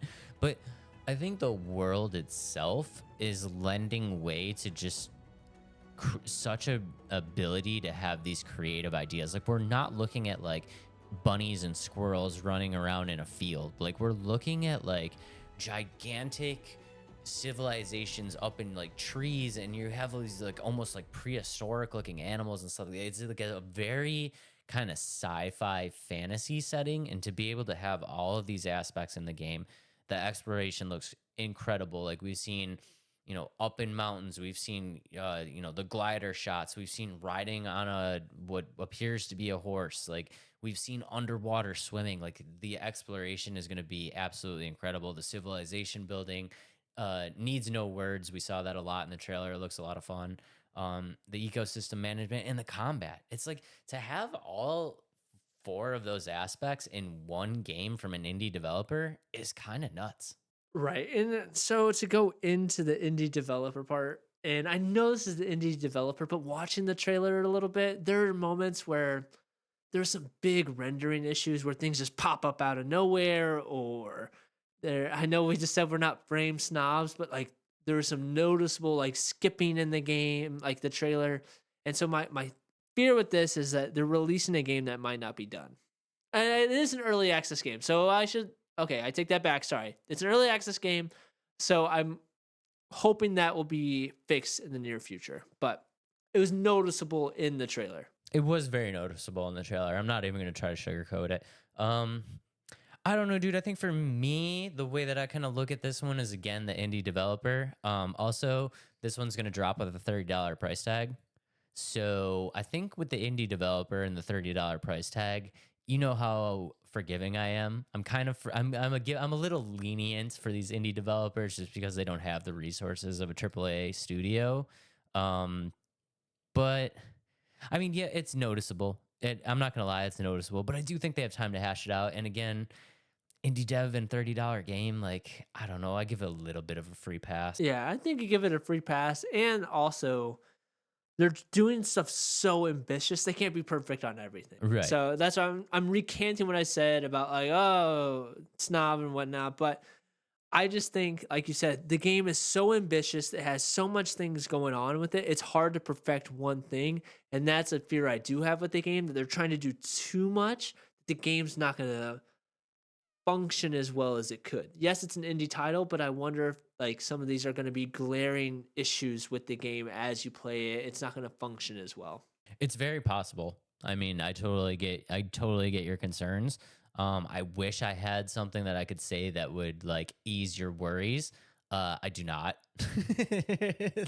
I don't. I mean, it's very possible that this game could drop and everything's kind of fucked up. It's one of those games that if you want to help support early, get in the early access of the game, but if it's one that you're like, I'm not quite on it yet because of all the issues I'm seeing with the frame drops, the rendering issues, and things like that, then wait maybe until it does come out of early access, or wait till it becomes on sale. But I don't know. That's my biggest thing. It's like, is this game trying to do too much and not be able to make it a good cohesive game and unplayable, or is it a good foundation and they'll only grow as they go through the early access? I think the early access is going to help. And I think for everything that this game is kind of bringing in, all the things that we talked about, and also it's got a 4-player mode. So if you want to, if you want to hang with the homies, and play it together, you can do that too. I think for everything that this game is offering, I think a $30 dice roll is kind of fine. I mean, it's possible that they try to do too much, and there's some aspects of the game that aren't that great. And I realize gaming is kind of expensive, and $30 might be an expensive game for some people, but I think for when it comes to just pricing on gaming, I think $30 is probably priced at the point for, as much as they're trying to do and as cool as I think they're trying to make it, I'll give them a shot for $30. I mean, look at me who bought Suicide Squad for $99. So I mean, maybe I should give this game a shot for $30. And we know how all that turned out in Saints Row and Gotham Knights, and I could go. The list goes on and on of where I've been burned by AAA studios where I'm like, oh, this game's gonna be great, and it sucks. So $30, Adam, you can spend that to at least give the game a shot. The list of games that Adam has been burned by is just never ending. I should have a draft of that, or blind ranking. It's like an encyclopedia thick receipt book of games Adam's been burned on. It's actually not as long. It's more of recent days, because when my parents were buying my games, I could care less. But now this is coming out of my own wallet, so I'm like, dang it, that's $70 down like the drain. It sucks, Mom. I want a new game. Yeah, exactly. But this game should be really fun. I think it's going to be a decent title. Give it a shot. Definitely check out the trailer. It's unlike anything that I've ever seen before. I am totally butchering the name, but Towers of Aghasba. Aghasba. You said Aghasba. Of Aghasba. Aghasba. I think I finally just said it right. We decided that early on. I'm flying all over the place. All right, Dave. Towers of Aghasba comes out November 19th, and it is in early access now, I believe. At the time this November 19th. Yeah, at the time this drops, it will be At the time this drops, you will have 2 days to get into early access. And then by the time you see this single topic, it will be in early access. Yeah. Let us know in the comments below if you're excited about Towers of Aghasba. I am on the border. Sideways thumb down. Who knows yet? A little sideways thumb up. It's in the middle. I'm giving it a 75 thumb. Okay. I love the ambition. Dreamlight Inc. I love the ambition. You get a Dreamlift? 75 thumb. You said Link. Dreamlift or Dreamlink? It's Dreamlit. Oh, I saw an F. Do I have dyslexia? I swear I saw an F. Adam is learning so much about himself right now. But this is a great episode. Okay, so because this is a fantastic sandbox game, we decided, of course, Adam, we need to do a draft of the best sandbox games ever. Right? Yes. Okay, do you want to flip the coin? Sure, go for it. You win. Called it. No, you won. Dang it. Sorry, You want your second pick? No, I'm good. I don't want my second pick. I know what your first pick is going to be, so go ahead. Introduce it, Dave. Come on! Ladies and gentlemen, this is a draft of the greatest sandbox games of all time. All right, with my very first pick, I'm going with Grand Theft Auto 5. Of freaking course you are. I win. Yeah, you do win. There's no explanation needed. Yeah, none needed. All right, with my first pick, since Adam took GTA 5, I will be taking Elden Ring. That's a sandbox game? Yeah, it's a sandbox game. It's an open world. You can go wherever you want and do whatever you want. Open world sandbox? Is that the same thing? Yeah, open world sandbox is like you can kind of do whatever you want. Can you do whatever you want in that game? In Elden Ring? Yeah. Yeah, you very much can do. You can fly rocket ships around the town and buy ships and all that stuff? I mean, in the context of the Dark Souls world, yeah, you can do whatever you want. You can go in any direction, fight any boss you want. You can discover any place you want in any order. So Red Dead Redemption 2 is a sandbox game? Actually, that is. Yeah, it is. Oh. Huh. Okay. You didn't play Elden Ring. Oh yeah, I guess I can't say. All right. My second choice here is Minecraft. It's got to be on there. It's the sandboxes of sandboxes. Yeah, no, that's a good pick. Yeah. I'm taking Red Dead before you take it. I'm not gonna take it. I Oh, never played and it. you can't have GTA and Red Dead. I'll just automatically lose. I've never played it. How can I pick that as a game? I mean, you know of it. Yeah, but that's like okay, that's like saying my favorite ice cream flavor is toffee, but I've never eaten a toffee ice cream. I mean, it's not a lie. You just haven't had it yet. Maybe your favorite ice cream flavor is toffee, and you just don't know it yet. I don't think it is. But is it my turn? Your turn? Your turn. Oh, my turn. My third pick is this is kind of an obscure pick, but my third pick is Tabs, Total Accurate Battle Simulator. I have never played that game before in my entire life. It's where you just throw a bunch of different like types of like warriors at each other. So you can throw like a witch or knights. Did You've you seen do me this play. on stream? Yeah, I did this on stream one night where you just throw a bunch of random like characters at each other for a fight. That's a fun game. Yeah, it's fun. Total accurate battle simulator. I do know what that game is. Yeah. Didn't we have a bunch of ogres fighting each other? We had a bunch of random stuff. We did a faction night with it. Remember that? Yeah, Faction Night. That was it. Yeah. We should bring that back. Faction night. Oh, Dave's faction, Adam's faction. Let Sounds us know in cool. the comments if you guys are down for Faction Night. Yeah, I like it. There's like Let's have a 7 stream. people that know what I'm even talking about. Yeah, just me and you basically. At this point. Me, you, Bailey. Bailey doesn't even listen to our episodes anymore. Faction Night is like when you have like a group, like we're a team. It's like my team versus Adam's. I'll put a description down below. Yeah, sure. Let's do it. I'm putting a note in my notes. Faction description. We should for do the more me description. versus you. I think that'd be fun. Yeah, Like, that would be cool actually. Yeah. You guys are seeing how the juice gets made today. Yeah. Okay. All right. Next up on my list, I'm gonna go with Breath of the Wild. That is a good sandbox game. Okay, thank you. Yeah, I agree. My fourth pick. Yeah, 4th pick. My fourth pick is Lego Marvel Superheroes. You get to play as any Marvel character in New York City. You can make your own. You can drive cars, beat up people, do missions. In your favorite setting. In my favorite setting. In your favorite New York City No, setting. screw New York City. But Marvel Lego Superheroes is fun. Should I change it to Lego Batman 2 instead? No. That's a good pick. Okay. Okay. With my next pick, I'm going to go with The Witcher 3. I've never played it, so I have nothing to say. It's Literally don't think I've ever seen any gameplay on that game ever. On The Witcher? Ever. The Witcher's real good. Yeah, I've never seen it. You should get The Witcher 3. No, I shouldn't. Once you clean out your backlog, you Yeah, should get The okay. Witcher After 3. I clean out my backlog, then I'm gonna play Microsoft Flight Simulator for days on end. I'm calling out of work. And then when that, you Maybe. shouldn't have said that live.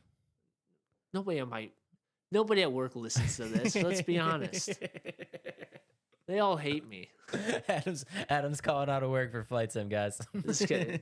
All right, my final pick here. Final pick, yep. My final pick is. I'm surprised this is on your list. It's not my most favorite game, but the what's the word? The opportunity. Opportunity. No, the Um, exploration. The vastness of it. Sure. My final pick is the Sims series, like Sims 4 specifically, where you can just build houses, you can have a little town, you can cause chaos. Adam just takes all of the Sims. I said Sims 4. All Sims, guys. Sims Adam 4. takes the whole Sims. Sims 4. Because you can build these cool houses, you can cause destruction, you can ruin little Sims' lives. Yeah. Let's be honest, you do that all the time. Throw in tornadoes. What was that thing where that guy... Did you see that thing when The Sims first came out? That guy was just like spending hours upon hours making this weird like wooden statue. No. It was like a thing that you could make in The Sims. This like super obscure thing. It was like a little like wooden lawn gnome or something like that. And he just spent hours upon hours upon hours upon hours making these like thousands of little statues, little lawn gnome statues. And then he just like started selling them like crazy. and he just made this like vast empire selling these like lawn gnomes. No, I in The don't remember Sims. that. This Do you ever is a feel thing. bad? Do you ever feel bad when you do something mean to like a character in a game or like Sims?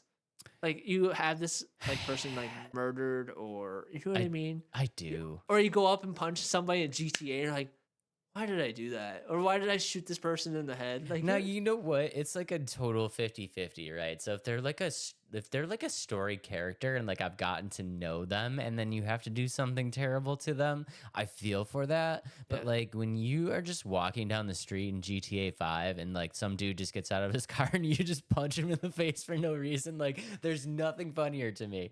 It's a total 50-50. Like I need to like if I know nothing about the character, it's hilarious. But if I have like any little hint of who they are and what they're about, like Yeah. I feel horrible, like they're a real person. is it worse for animals for you or you don't Oh, care? 100%. Yeah, I Yeah, agree. no, I even in video games, I won't mess Yeah. around with animals. Yeah. No. There's something about it. Kids, animals.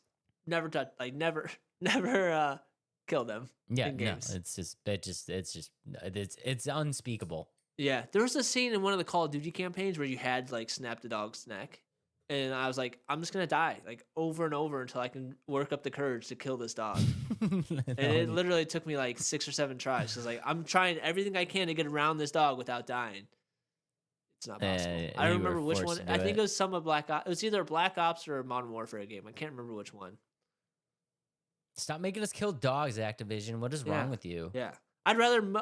Remember that Modern Warfare 2 mission where you walk into the mall and or the airport and just mow everybody down? Yeah. Not a second thought crossed my mind as I'm mowing people down. But as soon as the dog came up, I'm like, I'll just wait. I'll just die. wait. Yeah. I'll just die. The Yeah. dog wins. The dog can have Yeah. it. Yeah. No. Whatever. I get it. Okay, my last pick before I forget. I'm gonna go with the Forest. Okay.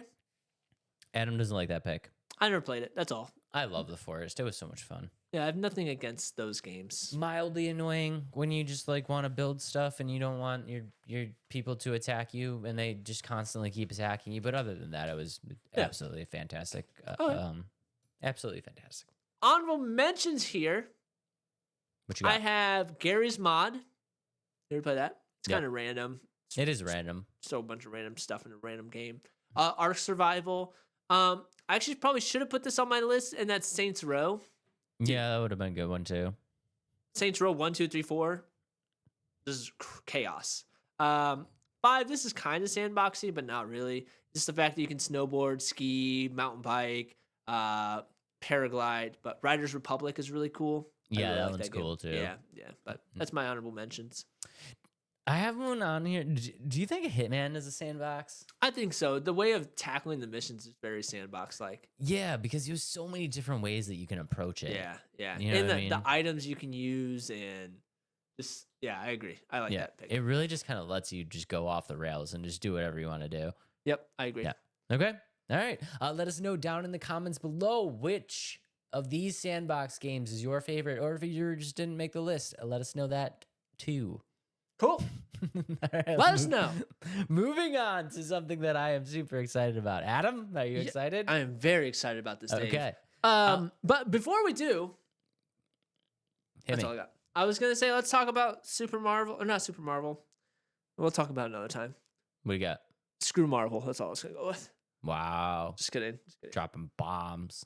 All right.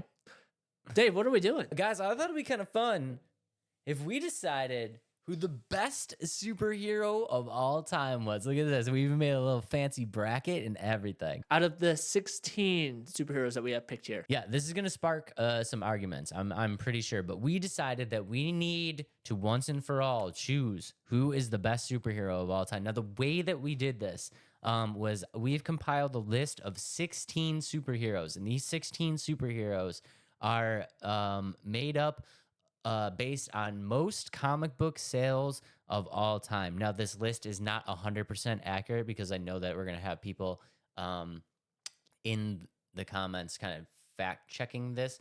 So the way that the list works is this is set up by the 16 highest grossing comic book sales of all time, but they have to be solo appearances. So you're going to see a lot of titles like the Avengers, like the X-Men, like the Fantastic Four that you would think would be on this list. They need to have their own solo run in order to make this list, because it wouldn't be fair to put Captain America up against like the X-Men. Right. You know what I mean? That's like an obvious win. Okay. You know what Understand. I'm saying? Yeah, And yeah. then we said, so it's also not in order. So we've also randomly seeded this so we can go bracket by bracket and break it all down. So we're breaking it down based off of our conversation and arguments on why they deserve to be the next like draft or next round. Yes, we have to agree on this. Okay. So So this this could is be probably- like 10 minutes or this could be 2 hours. We have no idea where this is gonna go. Okay. So Okay.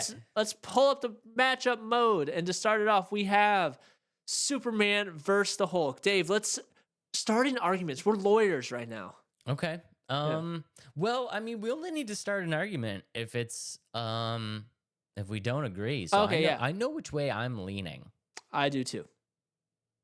I'm leaning towards Superman. I'm leaning towards the Hulk. Wow. t- Argument right off the bat. Let's go. Let's hear I'll it. tell you why I'm leaning towards the Hulk. Okay. The Hulk, the Hulk had a traumatic event to make him a superhero, and he's got a lot of stuff going on. And Superman, he was just born with it, and so he's like, oh, I'm gonna go to Earth and I'm gonna be the strong, like I am Superman. I'm the savior of all. Whereas the Hulk is like, he's misunderstood, and You he's don't a think- boss. You don't think Superman had a traumatic event? His Okay. entire his home planet was blown up. His parents sent him to a random planet when he was a baby. But did he know that growing up? Yeah, he knew that. Okay, dang it. Well, I mean, not like not as a child, but Yeah. as but- most of his time as Superman, he knew that. Yeah, but the Hulk, his home got taken away from him when he's still in the home. Like everybody turned against him. Where Superman, everybody loved him from the beginning. I don't know if everybody loved him from the beginning. Majority. Okay, Lex Luthor doesn't count. Okay. I All think. right. All right, but Superman has the obvious superior abilities. You think Superman would beat Hulk in a fight? 100%. Hmm. You Why? don't think? All Hulk has is like the Hulk smash. He's What- gamma and Okay. kryptonite. Isn't that like a form of gamma, like radiation? I like, mean, that's getting into murky territory. I Okay. don't know if like the kryptonite. Gamma, I don't know if Hulk Gamma and Kryptonite are made of the same like. It's not strong enough. I don't know, man. I don't know. Yeah, and I guess once you knock out the Hulk, he like turns into Bruce Banner, and then Superman's just like done. Like, Now I'll give you this. Bruce Banner's way cooler than Clark Kent.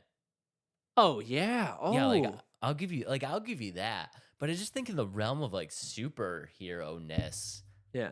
I don't know. I think Superman's got it. So you fly, he's got the ice breath, he's got the laser eyes, he's got super strength, which is what Hulk has. So we're just going based off of powers. I mean, we can go like I don't think we're going based off powers. I mean, I think but we're just and kind of going. this final, your closing argument is they're both cool, but you're like power wise, Superman's got it. Yeah. Mm. That's my closing argument. Closing argument. I was just kind of live. Let us know. Let us know live. Who do you think wins? Ah, I know. I wish we were doing this live so Yeah. that other people could comment in. yeah. Okay. I mean, I think I'm leaning towards Superman. Are you leaning towards Superman? Because I mean, I'll be honest. I do love the Hulk. Like, if you were to really, really kind of like felt very strongly about this, I would go okay with the Hulk. But I do think Superman's the right choice. Superman's the right choice. I don't know. Now you're making me second guess because I'm just like the backstory of like the Hulk. He was just living his life, trying to make the world better. And then boom, Bruce Banner gets destroyed. He's got this disease that he really doesn't want, but he's trying to use it for good. Where Superman's like, I'm Superman. Let me swoop in and save the day. I don't know. Okay, Superman it is. No. You know what I mean? Like Superman, like you expect him to be a cool, good superhero, whereas the Hulk is. I feel like he was given a very bad situation and he had to make the best of it. Point Adam. Adam has swayed me. I am now Team Hulk. Are you All just right. saying that? No, I'm not. I'm You know what I not. mean though? Like the Yeah, Hulk, like no. everybody thinks like Superman's so cool and so like he's got everything going for him like on Earth, but the Hulk, it's like he had everything taken away and he tried making I honestly don't love Superman. He's kind of a lame superhero. Like, but yeah, but like I don't know. I was just kind of looking at it as like power wise and stuff like that. But yeah, no, you know what? I feel good with this decision. Okay, next up Okay. we have the Amazonian Wonder Woman versus God of Thunder, Thor. I know which way I'm leaning. Which way are you leaning? I'm gonna guess you're leaning Wonder Woman because she's pretty. Is that where you're going with? Adam knows me so well. Are you leaning towards Thor? Wonder Woman's kind of cool. Wonder Woman's badass, dude. Yeah. That whip is badass. And, And I- then holding it down for the females. Like, Yeah, and I feel like with Wonder Woman, she doesn't whine. Like she's for the greater good. Where the Hulk, like, my daddy doesn't love me, my brother hates me, and he's Oh, always. Thor, he's- not Hulk. Did I say Hulk? Yeah, Thor's always like, my brother hates me, my dad doesn't want me to be king, and like, just want to be the Prince of Asgard. yeah, exactly, and. Where and he's always fighting his brother. At least in the movies, I don't know how much in the comics, but in the movies, he's always fighting his brother. Whereas Wonder Woman is trying to make the world and the universe a great place. I'm with you, Wonder Woman. I think we agree. Wonder Woman here. Yep. Yeah, Wonder Woman. Sorry, Thor. Sorry, Thor fans. Okay, Green Lantern versus Black Panther. I think we both know where this one's gonna go. I mean, which way you leaning? The Green Lantern. I'm leaning Green Lantern too. And I know we just had an argument of like Superman not has his greatest powers. Let's be honest, like Green Lantern's his superpower, his personality is so much cooler than I think than T'Challa.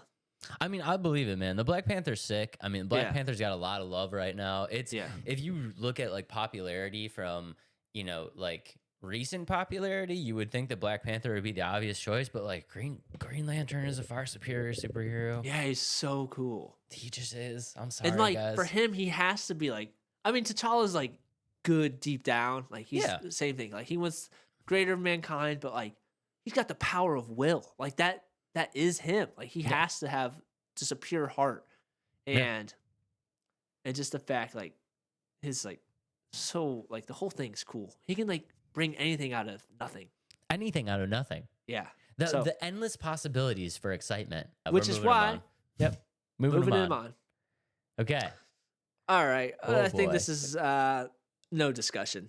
I mean, which way are you Wolverine. leaning? Wolverine. I'm going Wolverine too. I feel like Iron Man's cool. I feel like he's just kind of a baby. And honestly, his mask always looks like he's pouting. Like his helmet is always like, "Ugh." Yeah, I mean, If I'm just going based off that. I think the success of the event. I think anybody that's Team Iron Man right now, if Robert Downey Jr. did not play Iron Man in the Avengers movies, this would be a much more easier choice for everybody, and you would be on Team Wolverine like we are. Yeah. Yeah, Team Wolverine. Move it. Let's go. Why did it bring us back over here? I don't know. Interesting. Oh, shoot. All right. We have Daredevil versus Captain America next. I mean, I have very strong feelings one way. I do too. Are you going the Flash? The Flash. That's Daredevil and Captain America. Oh, okay, yeah, no, I'm sorry. No, I can't see it now. I know, it's so annoying. Here, let's see. It's taking us to the next. Oh, it's making us do one side. Okay, that's lame. Okay. Yeah, that's definitely lame. Okay, so we have Daredevil versus Captain America. Dave, are you leaning more towards Daredevil? I'm Team Daredevil here. I think I'm Daredevil. Kind of going back to the Hulk and the Superman debate. Like, Daredevil was blinded. Like, that was not his fault. Whereas Captain America, he voluntarily took the shot in oh, I want to be super. Whereas Daredevil's making the best out of a poor situation. Yeah, no, I'm Team Daredevil here. And I feel like who would win in a fight? I feel like Daredevil would. Yeah. Like, honestly, like, I hate to say it, guys, but the shield is lame. Yeah. The shield is just kind of lame. It's If you just would've- kind of a lame power. Like, it's Thor's hammer, but in a shield. Yeah. You know what I mean? Like, I don't know. I It's agree. just nothing. If you would have asked me 2009, Adam, I probably would have picked Captain America because it's like, oh, Captain America, it's a new movie. It's so cool. I would have picked it. But like after watching the like the Netflix series of Daredevil, best fight scenes out of any Marvel movie or Oh. like Marvel anything. Dude, those scenes in the Netflix Daredevil, do you know that the way that they specifically shot those were like Jackie Chan style? Like Yeah. they wanted to make sure to get everything in one continuous take. Yeah. And I love the fact that if you watch those, you know how in a lot of fight scenes they like zoom in really close and just show like the hands hitting each other and stuff Yeah. like that. Like they purposely pulled the camera back so that you could see the whole fight. And I Yeah. think that not only like makes it way more interesting and way more appealing to your eye, but like it also makes it way harder to like cover up mistakes and stuff. Like they had Yeah. to nail those Yeah. takes from start to finish, and it was absolutely incredible. I love Daredevil show. Beyond that, just the character is better, far superior than Captain America. Yeah, I mean Matt Murdock's story is just Yeah, so much so much cooler. better. Yeah, So much it's cooler. better costume, better Yeah. everything. Yeah, but Captain America's the original like superhero. I know, but that's the argument that I had for super. Like that in my heart, I was like, you can't take out Superman. He's the OG. Yeah. But like, if I'm gonna do it for Superman, like You're gonna do the same thing. I'm Okay, gonna I do got the it. same thing for Cap. I'm sorry, Okay. Cap. All Moving right. on, we have Spider-Man versus Batman. Oof, this is where we're gonna differ. Are you doing Spidey? Dave, I'm doing Spider-Man. You are doing Spider-Man? Yeah. Why? I know this is gonna like go against everything I say about superheroes and all this stuff and what makes a superhero. Batman, he's just a rich playboy that lost his parents, but Spider-Man did too, and he's strong and he's cool and he's charismatic. Is that the right word? Charisma? What's that word? He's charismatic. Yeah, like he incites the people, whereas Batman is almost like feared by the people. Is it sad that I was like really sad that when we did the random seating that this was a first matchup? Yeah, because was this is your favorite Marvel character versus your favorite DC character, right? This is really bad. Okay. But the thing with Batman though, dude, is like the level of relatability. Like, yeah, he's a rich What's playboy. relatable about being rich He's playboy, whereas the- like he's the- Spider-Man is a poor kid in the Bronx or But think Brooklyn? about how incredible it is that he does everything that he does, and he's the only one on the list that does not have a superpower. He's just a normal dude, and he does everything that all of these other guys on the list do without the ability of superpowers. Yeah, but That's not- insane. By far the better costume, by far the better setting. Gotham is you think better costume, better costume for sure. but like the gadgets within, or I just mean, like the suit yeah. in general. Gadgets, suit in general, I think it's better. You know what made his suit? Money. What? You know what didn't make Spider-Man's suit? Money. Spider-Man came up with that all on his own. I mean, Batman came up with it all on his own too. Yeah, but he had the billions of dollars to make it. I think you're But- leaning too hard on the money. I am leaning too hard on the money. Also, you said he's just a regular guy. This is a Yeah. This is a superhero showdown, Dave. He's clearly a superhero. Yeah. He's got okay, the setting, Gotham is a far better setting than New York City. You cannot even disagree I would agree. with me on Okay. that. Okay. A far better rogues gallery. The villains in Batman are yeah. ridiculously better than Okay. Spider-Man. Okay. Okay. Yeah. I think the backstories are very similar. Yeah. Both lost their parents. And Batman's a little bit more dark too with it. And he's Like, dark. And he's yeah. doing it without the abilities of superpowers. And he can take down people with superpowers. And he can take down people with superpowers. Okay. I'm with you, Dave. Let's move on, Batman. You doing it? I'm doing it. We'll let you have it. Let's go. Ah. As of sorry, right buddy. now, Spider-Man's kind of my favorite superhero too. That I hurts. know. That I hurts. know. I'm Okay. so sorry. Next So up, we sorry have we had to do Flash that. versus the Aquaman. I mean, 1, 2, 3, Flash. Flash. Okay. No argument. No argument here. All right, this one I think could really be a challenge. To be Yeah, this honest. one could be tough. But I think we're with the more recent popularity. So this is Daredevil or Deadpool versus Ghost Rider. Yeah. The whole this is kind of tough, to be The honest. 'cause, OG fans are going to want Ghost Rider. yeah, You know Ghost that. Rider is so cool. Like He's his such a- backstory is really yeah, cool, really he's- dark. And he's I think he's more of a cooler anti-villain than Deadpool too. I think I don't know. he's more of a badass. Yeah. Like, where Deadpool is like quippy, quirky, kind of funny. Like Yeah. Ghost Rider is just Brutal. badass, just badass Yeah. through and through. Mhm. I don't know, Okay. dude. I think I'm gonna go Deadpool though, Really? Why? because I love that. Like, I think I love the quirky, quippy kind of funny aspect of him. I think there's not another like, what's another character that has that? That's true. I don't That's think true. any other character has that. Where like there are characters out there that just kind of have that dark badass vibe. Yeah. You know what I mean? I think there's a bunch of Ghost Riders. I think there's only one Deadpool. Yeah. Don't you think? Yeah. Okay. Deadpool it is. I mean, I feel bad I took Batman. I could be swayed easily. You want That's Ghost okay. Rider? No, I want Deadpool. I Okay. want Deadpool to the sheer fact that he's like the comedic relief of comics. Like, Right. You know what I mean? Like, because like you said, every comic has that dark backstory.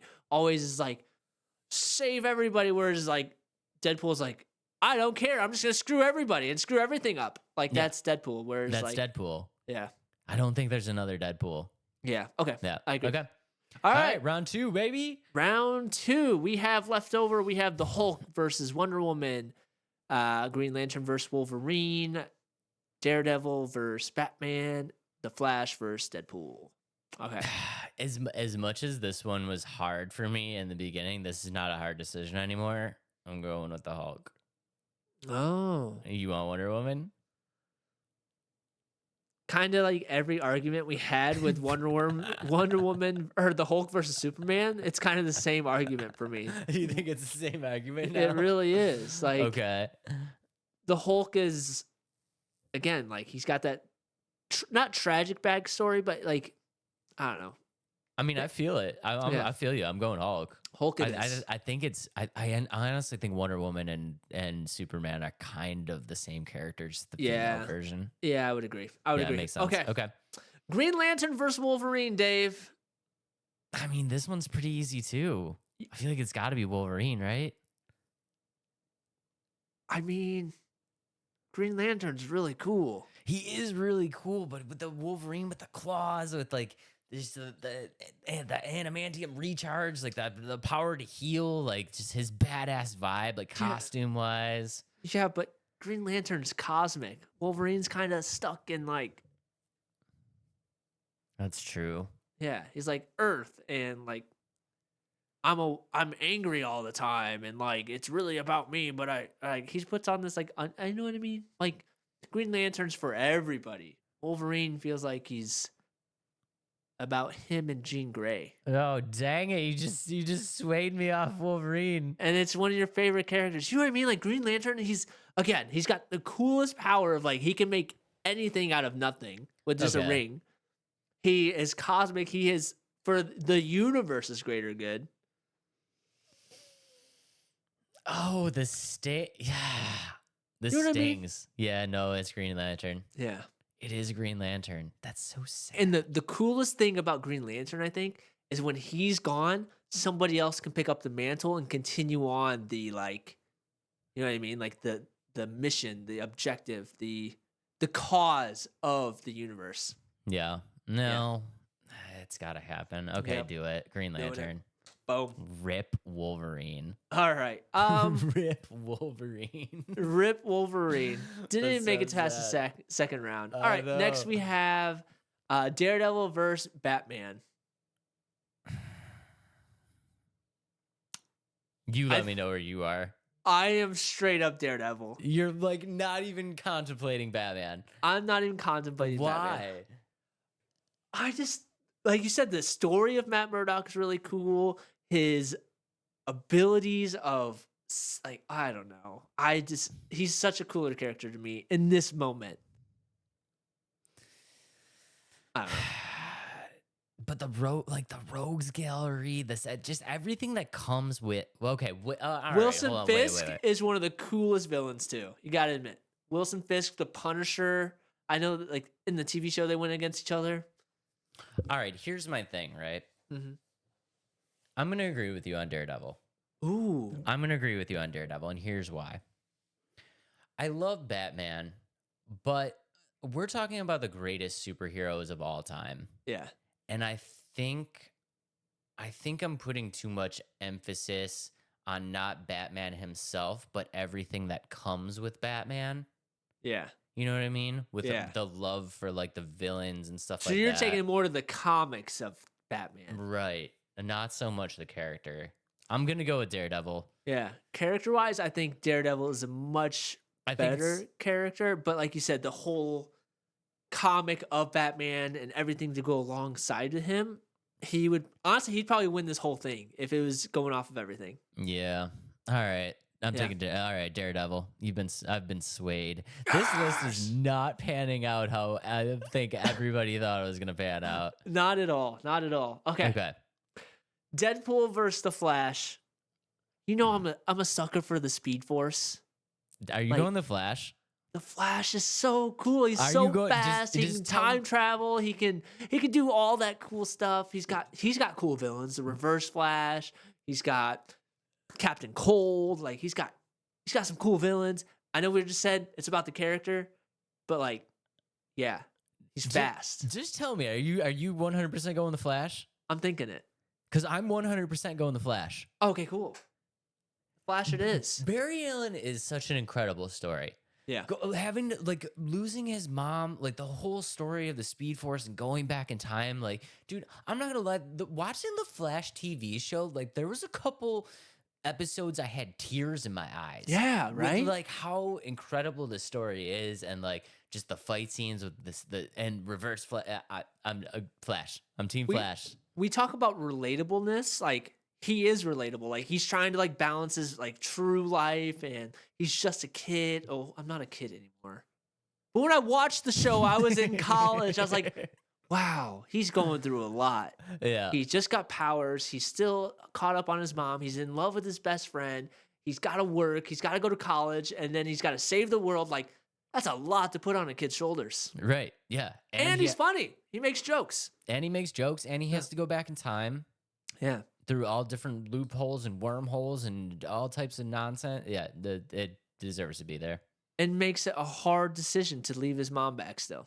Yeah.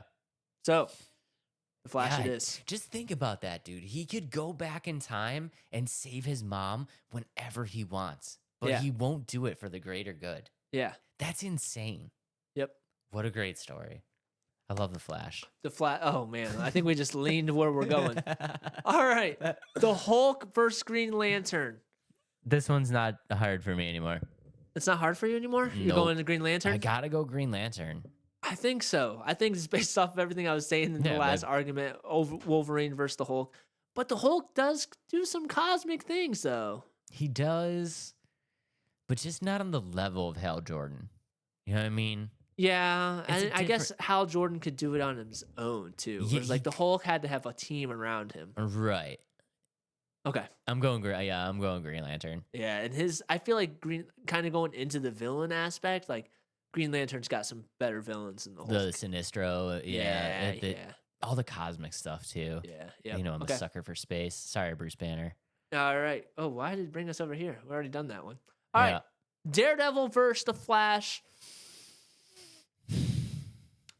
Dang. This one is actually hard. This is dude. really hard. Yeah. This one's actually hard. You know what, dude? Like, if you think about it,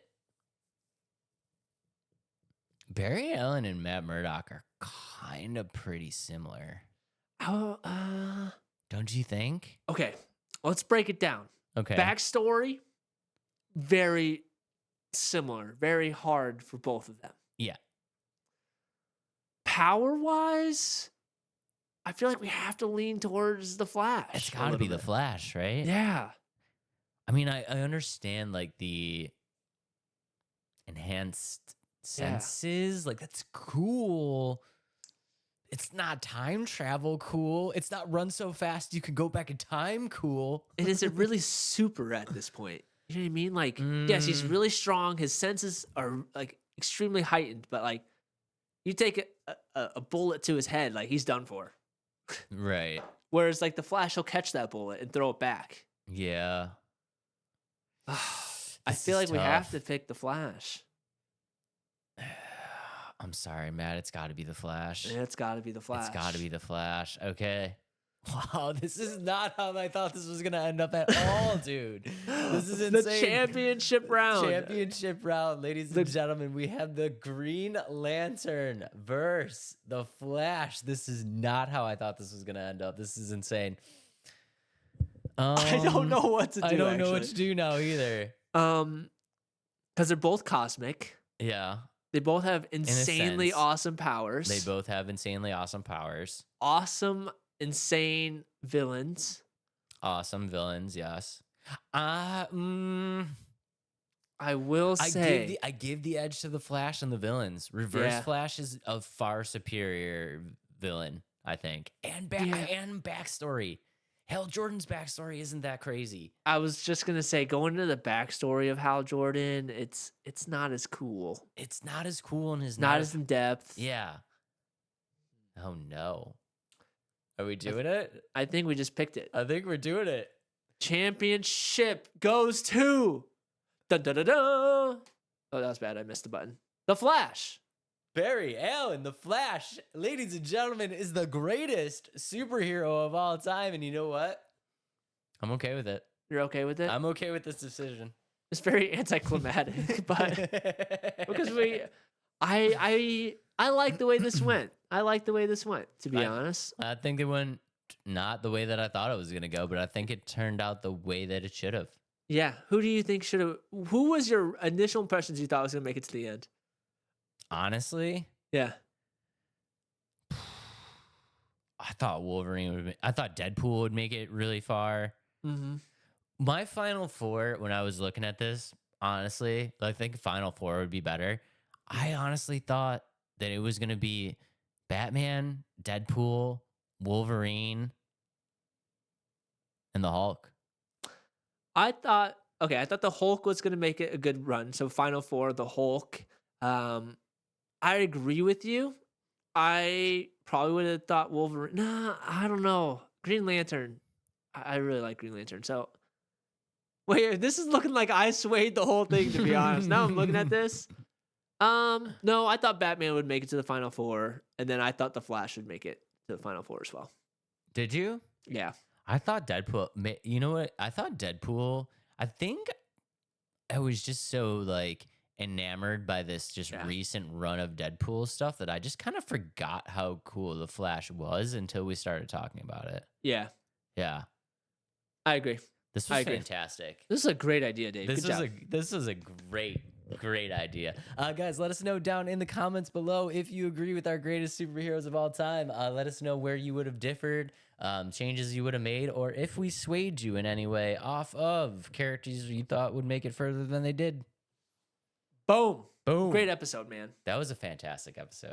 Do you feel like it was a rejuvenated, fun episode? Did you feel like it was a rejuvenated and fun I was a little episode? stressed at the beginning, but I think as time went on, it was okay. I feel like you had fun today. I always have fun. I feel like you were a little worried, but then you had fun anyway. Yeah. This is great. I agree. This is fantastic. We love you guys very, very much. I hope you guys like the new style on the episode. Not too many changes if you really look at it. It's still pretty much the same. We're just giving it a little bit more thought. But yeah, thank you guys so much for everything. We love you guys very, very much. I forget where we're at. We hit the 2,500. Yeah, we hit 2,500. We hit the 2,500. So thank you guys very, very much. If you guys are, haven't liked and subscribed and done all the things already, please do that because it really does help the channel grow. Adam, what you got for him? If you're not following us on all social media, please make sure to do so. Let's Talk Nerdy Podcast. And I have started live streaming, so go ahead and check me out, the Nerd Adam, on Twitch. yeah, we have other things planned. It'll be fun. If you have any other suggestions for the episodes, let us know. New topics. Doesn't have to be games, doesn't have to be movies. We're branching out. We're doing big things. Make sure to Yeah. follow the Nerd Adam on twitch.tv. Love you guys very, very much, and we will see y'all on the next one. Peace out, nerds.